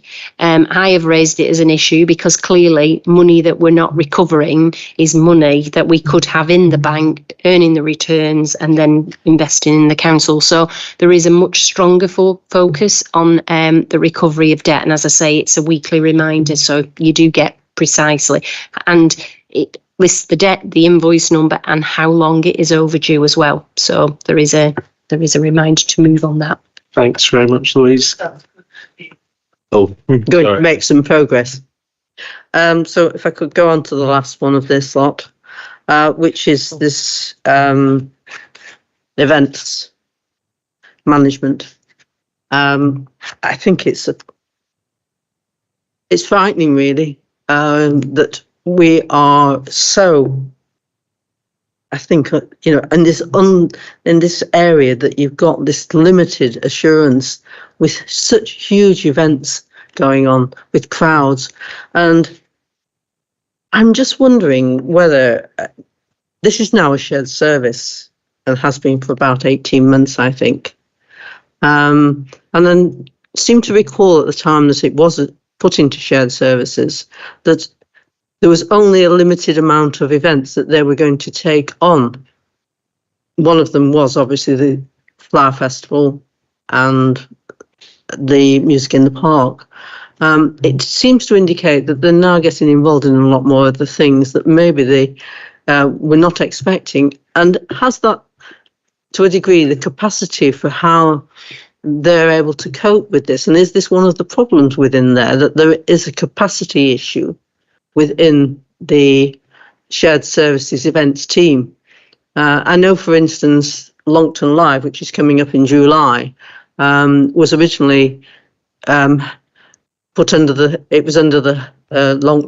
Western Parishes hub, and that was last year. It was just taken away from the hub and given to the events team. I've been trying for months to try and get some idea of how things are going. I'm more happy now that they've obviously done the Penwitham one, but it seemed, I don't know, they just didn't seem to be able to get any real information, and I wonder whether it is a capacity issue that they've got in here with all these problems that they have, and there is many problems here. I'm going. One sec. Sorry, I'm going to come in because I've got a similar question in sense of capacity. I don't think I've met Emma, but I think the events team do a great job in the sense of I really enjoy going to events and I always feel safe. I think the question of the report is that audit trail hasn't been there for you guys to evidence that they are doing it. And whilst it's not, it's not a great read, it's encouraging that, the new head of service or head of, the head of the team has been making some action, and you've seen that with your own eyes. But I did have a question similar to you around I think there's 5 full-time employees, and if there is a demand for more events across both councils, do we need more people and potentially more expertise? I know it's referenced about training for them, but it's kind of an area where I kind of think about apprenticeships and project management skills and things like that. So I'd be really interested to hear the answer to that. Between Chris and Dawn, I think you're going to tackle them too. Without wanting to sound too much like a lawyer in answering your question, Councillor Smith, the answer is yes and no in relation to capacity. To put it very simply, some of these issues, probably you can say were standing before shared services. So some of the governance issues identified predate that period. So you can't purely put these issues down to an increase in or a decrease in capacity of the team through additional events. And the other thing I'd mention about events since the introduction of shared services, there's been an increase in centralisation of council events for delivery by the events team. So previously, some of the events that they're now taking on would have been delivered by other teams within the council. Now, that's actually in part a response to this internal audit, the review, because what that means is that when we get to use the expertise of that team with the development of the processing, the policies that they are introducing, implementing the improvements identified, that means that we can get some comfort that other events around the organisation are being delivered consistently. Now, coming back to the point on capacity, yeah, I think you're probably right. I think it is something, and the same issue as the chair is raising, I think it is something that needs to be reviewed, and I suspect informally I've spoken with the head of service, and it's something that she is mindful of, that there is a lot being asked of that team in delivery. How much of that is making sure that the policies are in place and embedded, which isn't the event itself, it's more about team development, and how much is the delivery of the events. That's what she needs to work through at the moment to be sure that we've got the proper level of resourcing to support what the aspirations of the council are. Now, just the other point on future aspiration, this is why it's a bit complicated with the capacity question, is that some of the events are committed to in year or annually rather than on a longer term programme of events. There is an expectation they are likely to happen again, but until the decision is taken, I know she's mindful of not setting up and resourcing a team at a cost and then finding that the events programme reduces. So it's a bit of a swings and roundabouts, how long is a piece of string position she finds herself in at the moment. I know she's prioritising delivering the improvements that have been identified, and then we can start to embed those within the council, use them back with the events team and make sure they're shared across the organisation. Thanks, Chris. That was really helpful and I think quite reassuring to hear. But hang on. I was going to ask if you had anything else, but there's other people with their hands up. So I'll go to Councillor Pillinger and then. Yeah, I mean, as I read through the stuff on the events, it was a fairly worrying thing. It's particularly the size of something like Music in the Park, and bearing in mind the risks that outdoor activities have. I mean, it would be virtually impossible, I would have thought, to stop a determined group of people getting into Music in the Park should they wish to perpetrate something like happened in Manchester. God forbid that should happen. And we need pushing it away, the conclusions of it, and saying, no, we don't need to worry about these issues. And I think I know she was intending to come tonight, but she had a prior appointment and couldn't make it. And I think she would be happy to come back and talk to members of the committee at a later meeting about the audit findings. But I don't think it's a leadership issue now. I wouldn't like to say it was a leadership issue before, because the person isn't with us anymore and they're not here to respond, and that's not fair. There is always a training issue, no matter how qualified our staff are. There is always an element of improvement. I think what I would point to is the fact that these events have been delivered without issue. Now, okay, there is a point that that could be more good luck and good judgment, but there is a track record with these events where there haven't been issues, or where there have been issues that have been identified, they've been remedied for the next event. And I take I can give you the example at the Penwitham Live in previous years, where more people attended than was expected, and there were issues around traffic management. Those issues were attended to this year. Now, you could say you should have looked forward and identified that could happen, but you know, you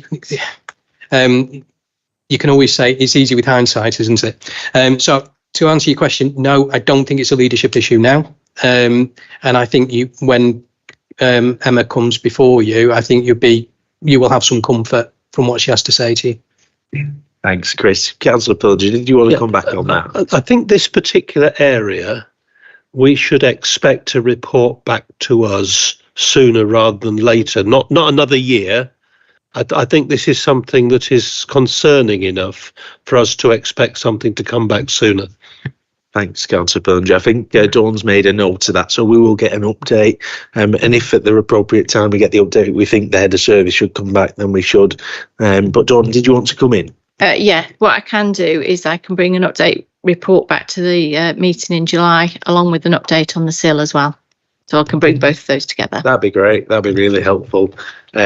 Councillor Turner, you had your hand up first, and then Thank you, Chair. That's all right. Chris, just to give you a bit more constructive feedback, because we've talked about the capacity of the events team. I also felt that there was also a communication issue. So I would like to suggest that where these events are being held, the local councillors are kept informed of the event, provided with schedules, you know, not creating extra work, but because I know for a fact, talking to, if you don't mind me saying, council colleagues in Longton, and certainly my council colleagues in Penwitham, where Penwitham Live is held, on this occasion, there was not, I'm trying to put this pragmatically, there wasn't adequate communication from the events team leader of exactly what was going on. There might be a reason for that, but that's the end user feedback. Thank you. Thanks for that, Councillor Turner. I think it's an interesting report in the sense of this one, in the sense of there are some things that are obviously concerning, and we'll get an update on that. But then there's some things that will be picked up in that, in the sense of like creating flow charts of who to tell when, and having formal debriefs that are picking up the things to improve for next time, and having a schedule of events. I'd like to have a schedule of events. I think it's a good idea. So yeah, I think it'd be interesting to see the updated paper. Councillor Smith, did you want to come back in? And then it was just to say that when it was created, this events team, as I say, it was about 18 months ago, I think. I don't think the actual scale of the thing was appreciated by, I think, the members that were creating it, to be perfectly honest. I mean, at that meeting of the shared services, we talked about things like the park, the flower show. But since then, there's been all sorts of events that have actually impacted on this events team, much more, I think, than was ever anticipated. And it seems, reading this, to me, that they've just been overwhelmed by the whole thing. And I think that's not good. You know, we should have had a better handle on this when we were actually setting it up. And we should have had a better handle on how many events they were expected to be able to cope with during any given year. For instance, I know for a fact they've taken over Lostock Hall Carnival, which was always an event that was carried on locally, but the events team have got involved now. Longton Live, as I say, And fair enough, I think Longton Live did need to go into the events team because it has been so successful. It's got too big, and there's no way our hub could possibly pay for diverting the bus to Liverpool out of Longton. I mean, it's just not on.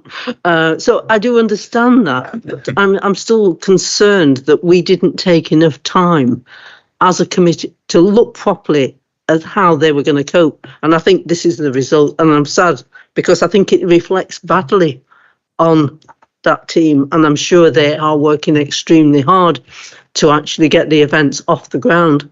And I think they may be caught out at some event that is not really of their making. And I that's why I'm concerned about it, very concerned about it. And I thank Dawn and her team for giving us this report because it is very comprehensive, as all your reports are tonight.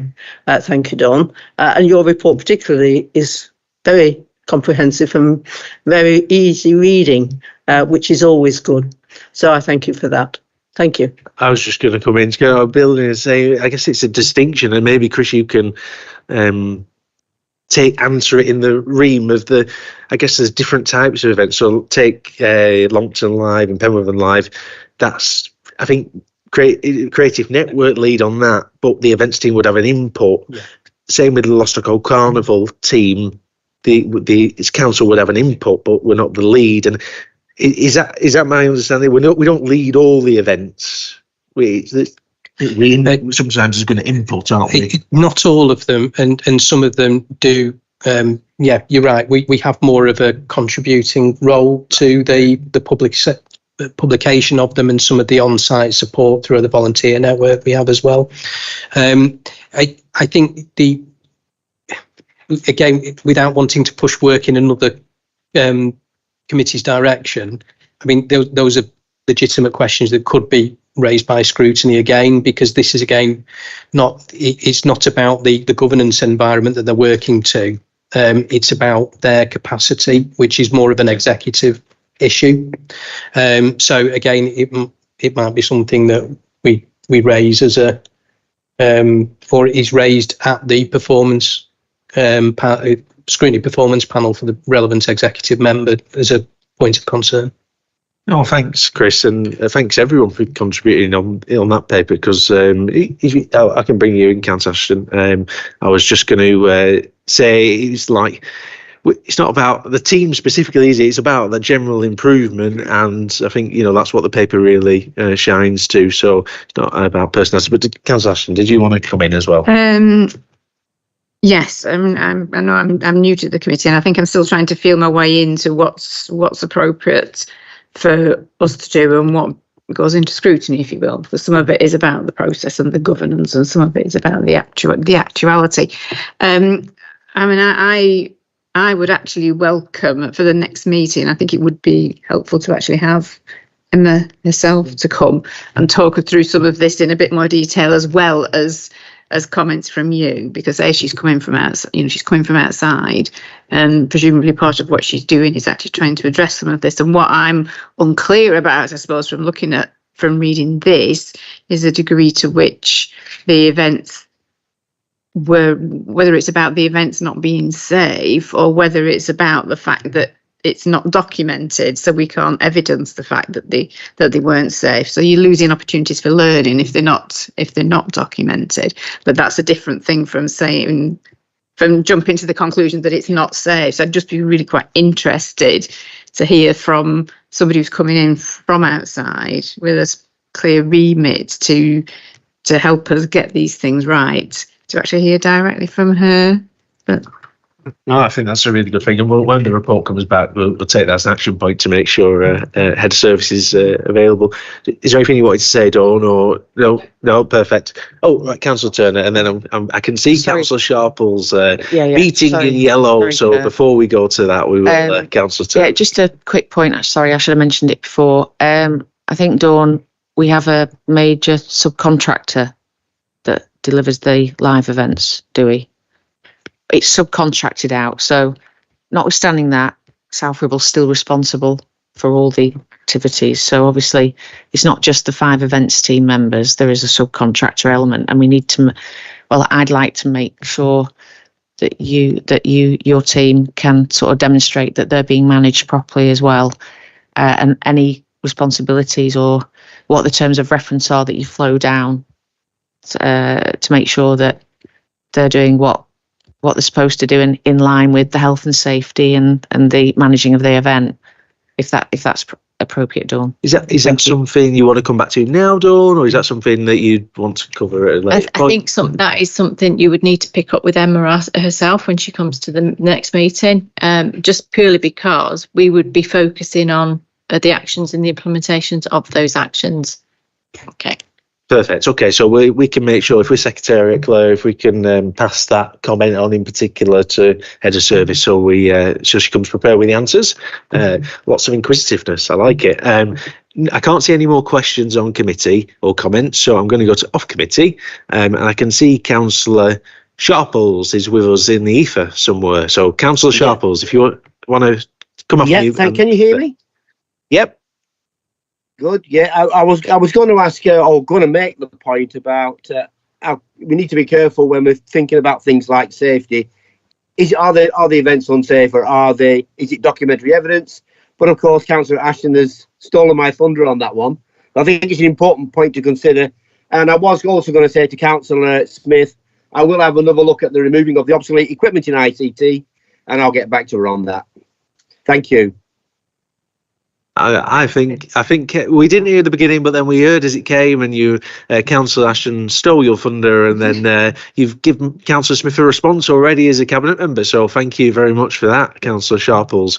Yes, and I will give her another response. I'll have a little look at it. Thank you very much, Councillor Sharples. If you're able to go back on mute, that would be really helpful. I can't see any other question. Oh, Councillor Smith, did you have a question or was it a comment? Come on down. There's no prize, but you can ask your question.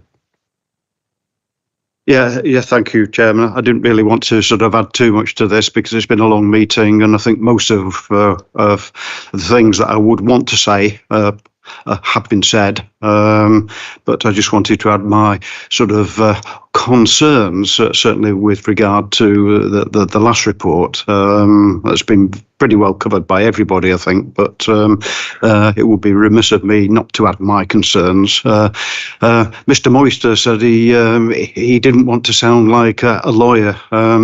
He didn't. He actually sounded like a politician. So, but there we are. Talk about sitting on the fence. But it's joking apart. But there are some very, very serious issues there, whether they're management issues or whichever level it is. I can only point to the highest level that should be looking after this, and it has obviously gone very, very wrong. It's a very good report, and I'm sure that the senior management of this council will be looking at it in great detail and putting it right very, very quickly. Thank you, Chair. Oh, thank you, Councillor Smith. Yeah, it's a constructive paper, constructive comments, and lots of momentum to get going to make improvements. And we look forward to the next update from Dawn and Head of Service. So that was just to note the report. So I think I can take that. The committee have noted it. Agenda item 10 has been withdrawn, and that's been explained to committee. And we will keep committee updated as that progresses. Agenda item 11 is the draft annual governance statement, which I'll pass over to Chris for. Thank you, Chair. As a politician, this is going to take me about 3 hours to get through, so brace yourselves. Right, now I'd like to present to you tonight the draft annual governance statement for 23-24. Members who've sat on the committee before will be largely familiar with the format and the layout of it. I won't take you through the report, but I will take you through the document itself. Starting at page 22, this contains the introduction to the document, which explains the purpose of the annual governance statement, being a point-in-time assessment of the Council's government framework. It refers to the assessment of the use of that framework in the last 12 months, and it confirms that this is an evidence-based document looking at the systems, processes, culture and values that feed into our internal control environment. I can take you on to page 23. This confirms what the definition of corporate governance is. And as Dawn has mentioned, as she stole some of my thunder earlier with her internal audit opinion, we use the governance framework document set by SIP for Solace and their guidance. And this refers to the requirement to have 7 principles for demonstrating good governance. That's behaving with integrity, demonstrating a strong commitment to ethical values and respecting the rule of law, ensuring openness and a comprehensive stakeholder engagement, defining outcomes in terms of sustainable economic, social and environmental benefits, determining the interventions necessary to optimise the achievement of the intended outcomes, developing the Council's capacity, including the capability of its leadership and the individuals who were within it, managing the risks and performance through robust internal control and strong public financial management, and implementing good practices in transparency reporting and audit to deliver effective accountability. So this then references the local code for corporate governance, which the council adopted on behalf of the committee on the 7th of March last year. And this is a document that you can access on our website, and using those principles, we review the policies, processes and other documents and forms of assurance that the council have in place to support those principles, and it details them within them. So there's a clear framework that members can use to say what we are testing ourselves against. So what is the council's governance framework? And that's on page 24. And again, this cross-references to the local code. But the basis of review is based on an ongoing process where we look to identify and prioritise risks that could prevent us achieving our aims and objectives. We also look at how the risk is likely to occur and whether we're managing those risks efficiently. So we look at against the local code and the policies we've got, what are the risks of us not actually following those policies, delivering in accordance with the council's priorities. And then the final mention just around values, there's specific reference to the code of conduct for members and officers, and then the suite of HR policies that have been adopted by the council to demonstrate good personnel management, and then finally the honesty policies, if you like, the suite of counter-fraud policies that we've adopted.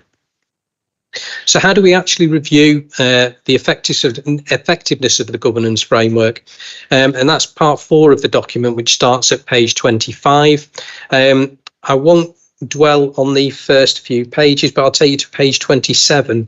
The first few pages just detail some of the meeting structures, including governance committee, which is obviously one of the methods of assessment, and it confirms the statutory officers. But I would just like to mention the corporate governance group, which is the paragraph at the top of page 27. This was re-established by the council about 18 months ago, and the terms of reference for it were revisited in the last 12 months, and the terms of reference have been strengthened, so there's a clearer responsibility for management of the delivery of the internal audit management actions, a clearer responsibility for the management of risk, and a clearer responsibility for health and safety. Similarly to the approach we've introduced at Governance Committee, we do ask heads of service to attend corporate governance group where there is a failure to deliver on the management actions for their service, and this builds accountability and ownership of that. And actually we found a really good approach, and this has been a really good approach, and it has led to an improvement in performance of the implementation of the management actions, as Dawn has mentioned before in her report.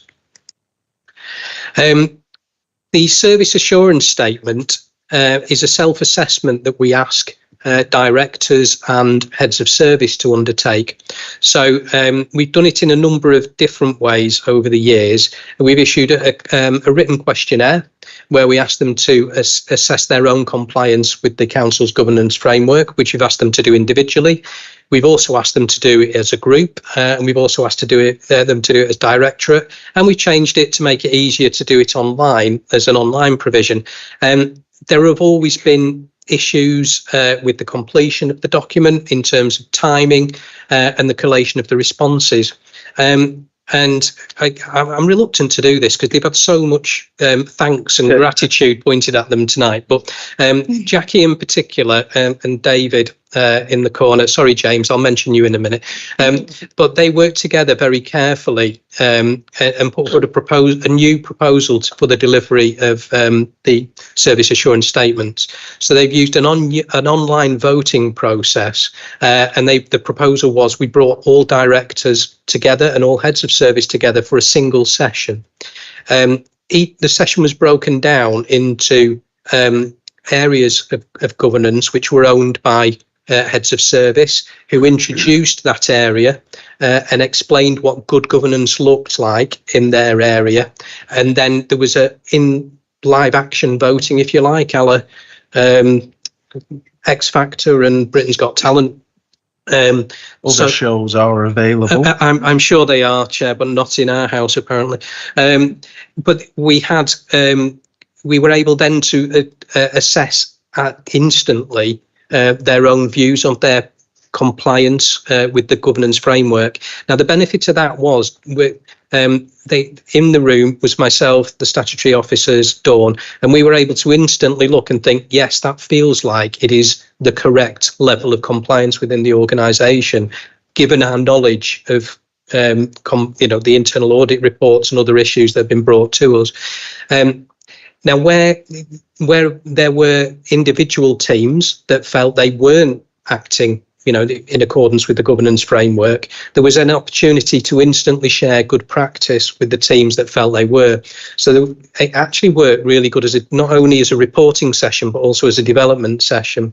And the process that Jackie and David developed meant we got some really good reporting out of it as well, just off the system. So I think that's a really good improvement this year for the service assurance statement process. In relation to data security and information governance, which I know is something that has been highlighted earlier in the meeting, the Information Security Council continues to operate. In response to issues that have been identified, we've actually recruited a cybersecurity officer this year who is proactively reviewing the policies you've referenced. He's overseen the penetration testing this year. He's also brought forward proposals in relation to the phishing exercises that have been undertaken through emails, and has introduced a new process that's compliant with government guidance, where we will be doing that on a more regular basis and a more frequent basis. And all of this enhances the strength of our governance and cyber governance environment. I will just mention the Corporate Complaints Local Government Ombudsman response, only because I've highlighted it, and that is because that is the extent of my technical ability in relation to putting comments on report. It's a reminder for me to complete that. We're still awaiting for the information from the team that deals with the LGO complaints and customer complaints. What I can confirm is that we haven't had any LGO complaints upheld in year.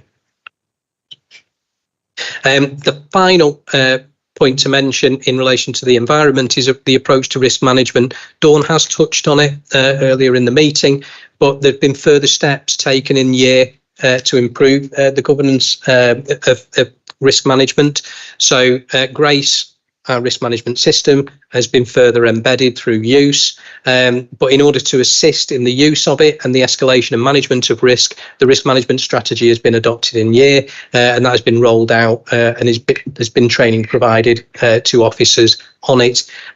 Now, what this does in relation to the management of risk, it makes it clear what the council are going to do moving forward in managing what we've defined as red risks, even after treatment. So, as councillors will know, having gone through this before, we assess risk in its pure form where there are no mitigations. We then assess it with the mitigations we have in place. There is a further assessment. We then say what mitigations could we put in place to improve it further, and then if it still remains red, or there are no further mitigations that we can put into place, it is then reported up to SMT for that assessment. So it's not left at officer level. And as part of that risk management structure, we are getting reports off Grace of better quality, showing that risk registers are being reviewed and updated, and we're able to actually monitor and manage risk in a much better way. I've also highlighted on the Dawn's opinion, just for reference, that has already been mentioned earlier. Now, the final section is probably the most important, which is the areas for improvement. In previous years, this has really been two tables. One table recognises the AGS actions that had been adopted in the previous year and demonstrated progress against them, and a second table carried through outstanding ones and added to any issues that were identified in year. There's a slightly different approach this time. So there is still the table with the AGS management actions from the previous year. We've actually categorised them in three ways this time. You'll note that of the 15 AGS actions from last year, 11 were marked completed or partially implemented. So you're about 70% completion rate. There are 4 actions proposed to be carried into the following year. Now, the new categorisation, partially implemented, this is to reflect AGS actions that there were a number of stages to their completion, and we've recognised that where a number of those stages have taken place and there is 1 step or 2 steps still outstanding. Now, if that is no longer deemed to be a risk to the organisation, then we've marked it as partially implemented and not carried it forward to the following year.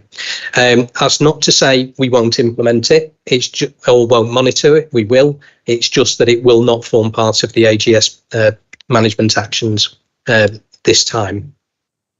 There are 2 text paragraphs within this section as well. Firstly, it's in relation to community infrastructure levy. Now, it would be inappropriate to ignore those findings from that in relation to the AGS, and so they are recognised in this way, but they have not been added in as an AGS action, whilst they have a material financial or potential material financial implication for the council. This was actually quite a narrow failure on the part of the council. It was one area within one team, and the AGS should really look at corporate failings that are more generalised. There are already management actions in relation to the SIL review, which will resolve those issues, and they are being monitored, and as you know, they'll be reported back to you. So it is referenced, but it is not going to be included as an AGS action. And it also acknowledges the external key audit recommendations from the last 2 external audits for 21-22 and 22-23. Now, I think it was acknowledged in 22-23 that there have been progress against implementation of those key recommendations, but it wasn't inappropriate to raise that in that year because the progress had been made in last year, which is this year, for the purpose of the AGS. So it's too many different years. Hopefully you can follow that. All I can say is that we are confident that it will be acknowledged in the VFM review this year that those key recommendations have been implemented. So they're not intended to carry forward into actions for next year because we've done them. So then finally, there is the table of improvement actions. As per previous years, we've identified the area where the action relates to. So procurement, GDPR, training, project management, what the finding relates to. So what the problem was. So we recognise the new procurement legislation is coming in imminently, and this will require significant changes to the council's processes, and it identifies the action and a proposed quarter for that completion. And there are a series of those actions within that table. This is a draft document at the moment. It is a document that, whilst it belongs to the council, we do take input from external audit in its preparation and drafting. So, I'm sure we'll have some conversations about it. I was just going to say we'll look at it as part of the audit. So yeah. But if there are no real changes or significant changes to it, this will be the copy that is proposed to be signed off by the chair and added into the statement of accounts. Thank you. I'm happy to take questions. You said you'd be 3 hours, and boy, did you deliver, Chris. But you've got to keep up your reputation. Really for a piece of work. I was really pleased to see the trajectory of where we were going. I had one comment, but I'll see if anyone else has spotted it first. So, Councillor Breverton. Yeah, thank you, Chair. A very good report. Thank you for doing that. I don't know if anybody noticed the spelling mistake on page 23. It says, third paragraph down, we do things at South Ribble, and I think the borough's missing, but there's a zero there. Just one wanted to be published before maybe that can be corrected. Thank you, Councillor Bretherton. It's been published, obviously as part of the papers, but yeah, it is a draft. There are some typographical errors in it, and I will go through and make sure they've been corrected. But thank you for that. Yeah, thank you. And also on page 29, the one that's highlighted at the top, the council are aware of complaints which were made to the local government ombudsman in the year 23-24. I wonder if you could just highlight to just give us some explanation of what those complaints might have been.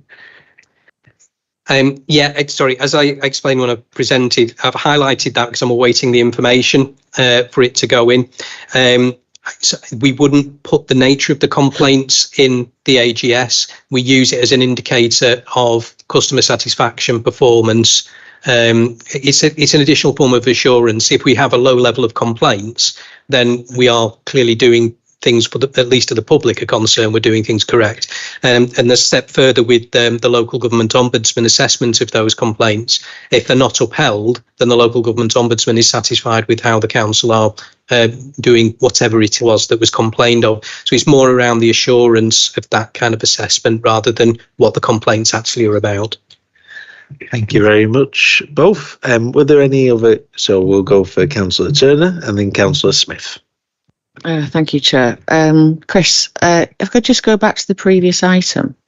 It's been on the agenda now twice, the Constitution review. Sorry, we can bring it up in A or B, but let's just stick to this agenda item. Is that all right? Thanks.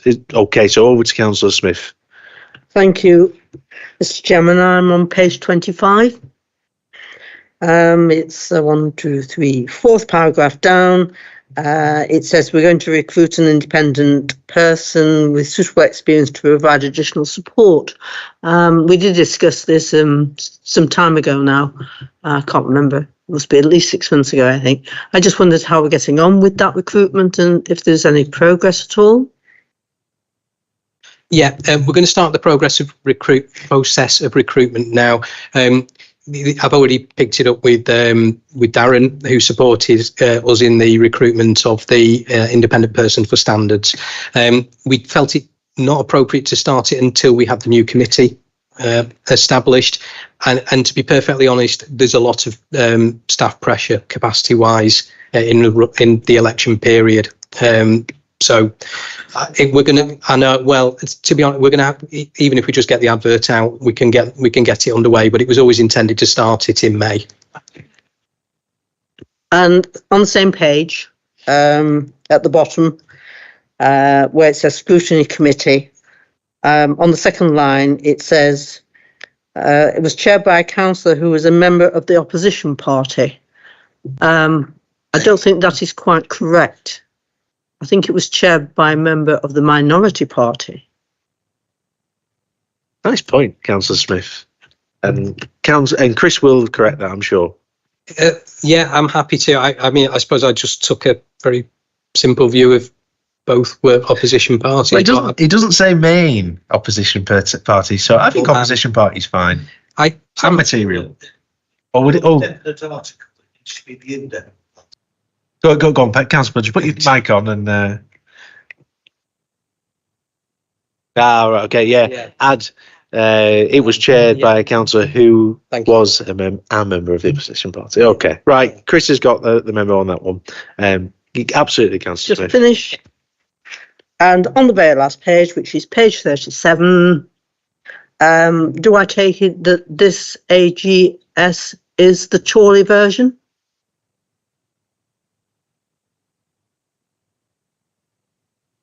You've spotted the same thing as me, Councillor Smith. It says Chorley Borough Council on the very up one where it says, there you go. So, yeah, Chris is lost the TV show. He's not through to the next round.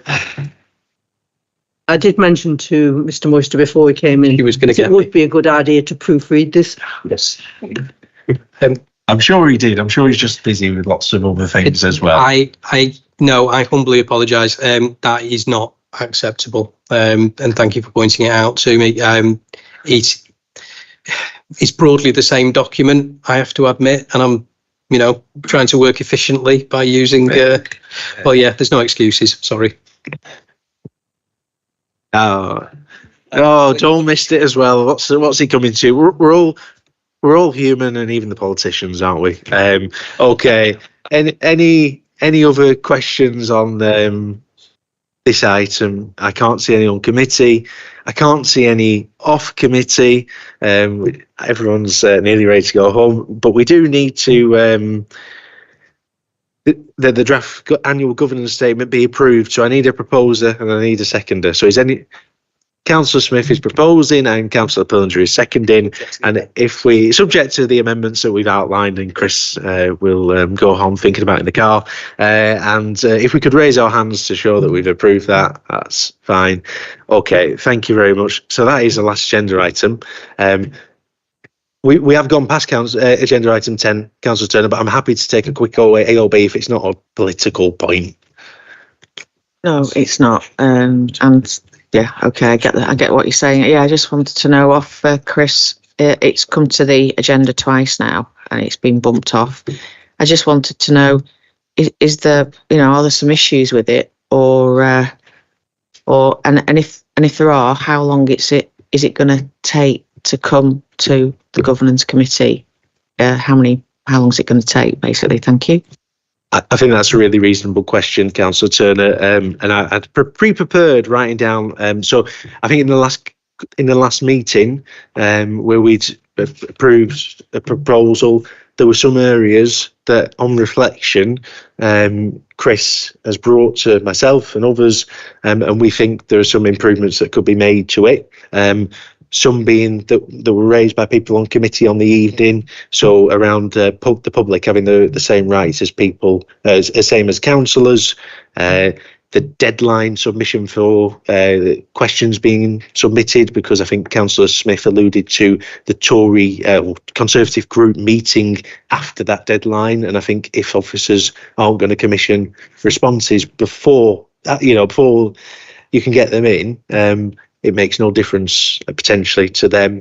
The way that the order of the questions is taken, in the sense of, so it can't be preloaded ahead by one particular person or party, and it gives the chief exec and the mayor discretion to put them in order how they see fit, and then also the time for members to ask their question and ask a supplementary to make sure we can get through as many questions as possible.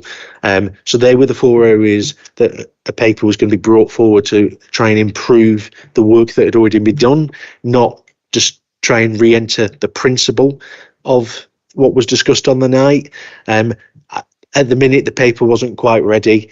I don't think it'd be too long before it was, but I just need to check with Chris after the meeting and in the next few days how obviously the general election impacts potentially having another meeting before the next full council. So I hope that gives you a flavour of what an answer to your question, and I appreciate the manner it was asked as well. So unless there are anything else, which I don't think there is, that brings us to the end of the meeting. I just wanted to say thank you very much for everyone for bearing with us. The first meeting of the municipal year, I remember last year was the same, similar in terms of length, but the amount of work that's gone into this from officers in the quality of the papers and our external auditors is really appreciated, and I look forward to our next meeting. Thank you very much all.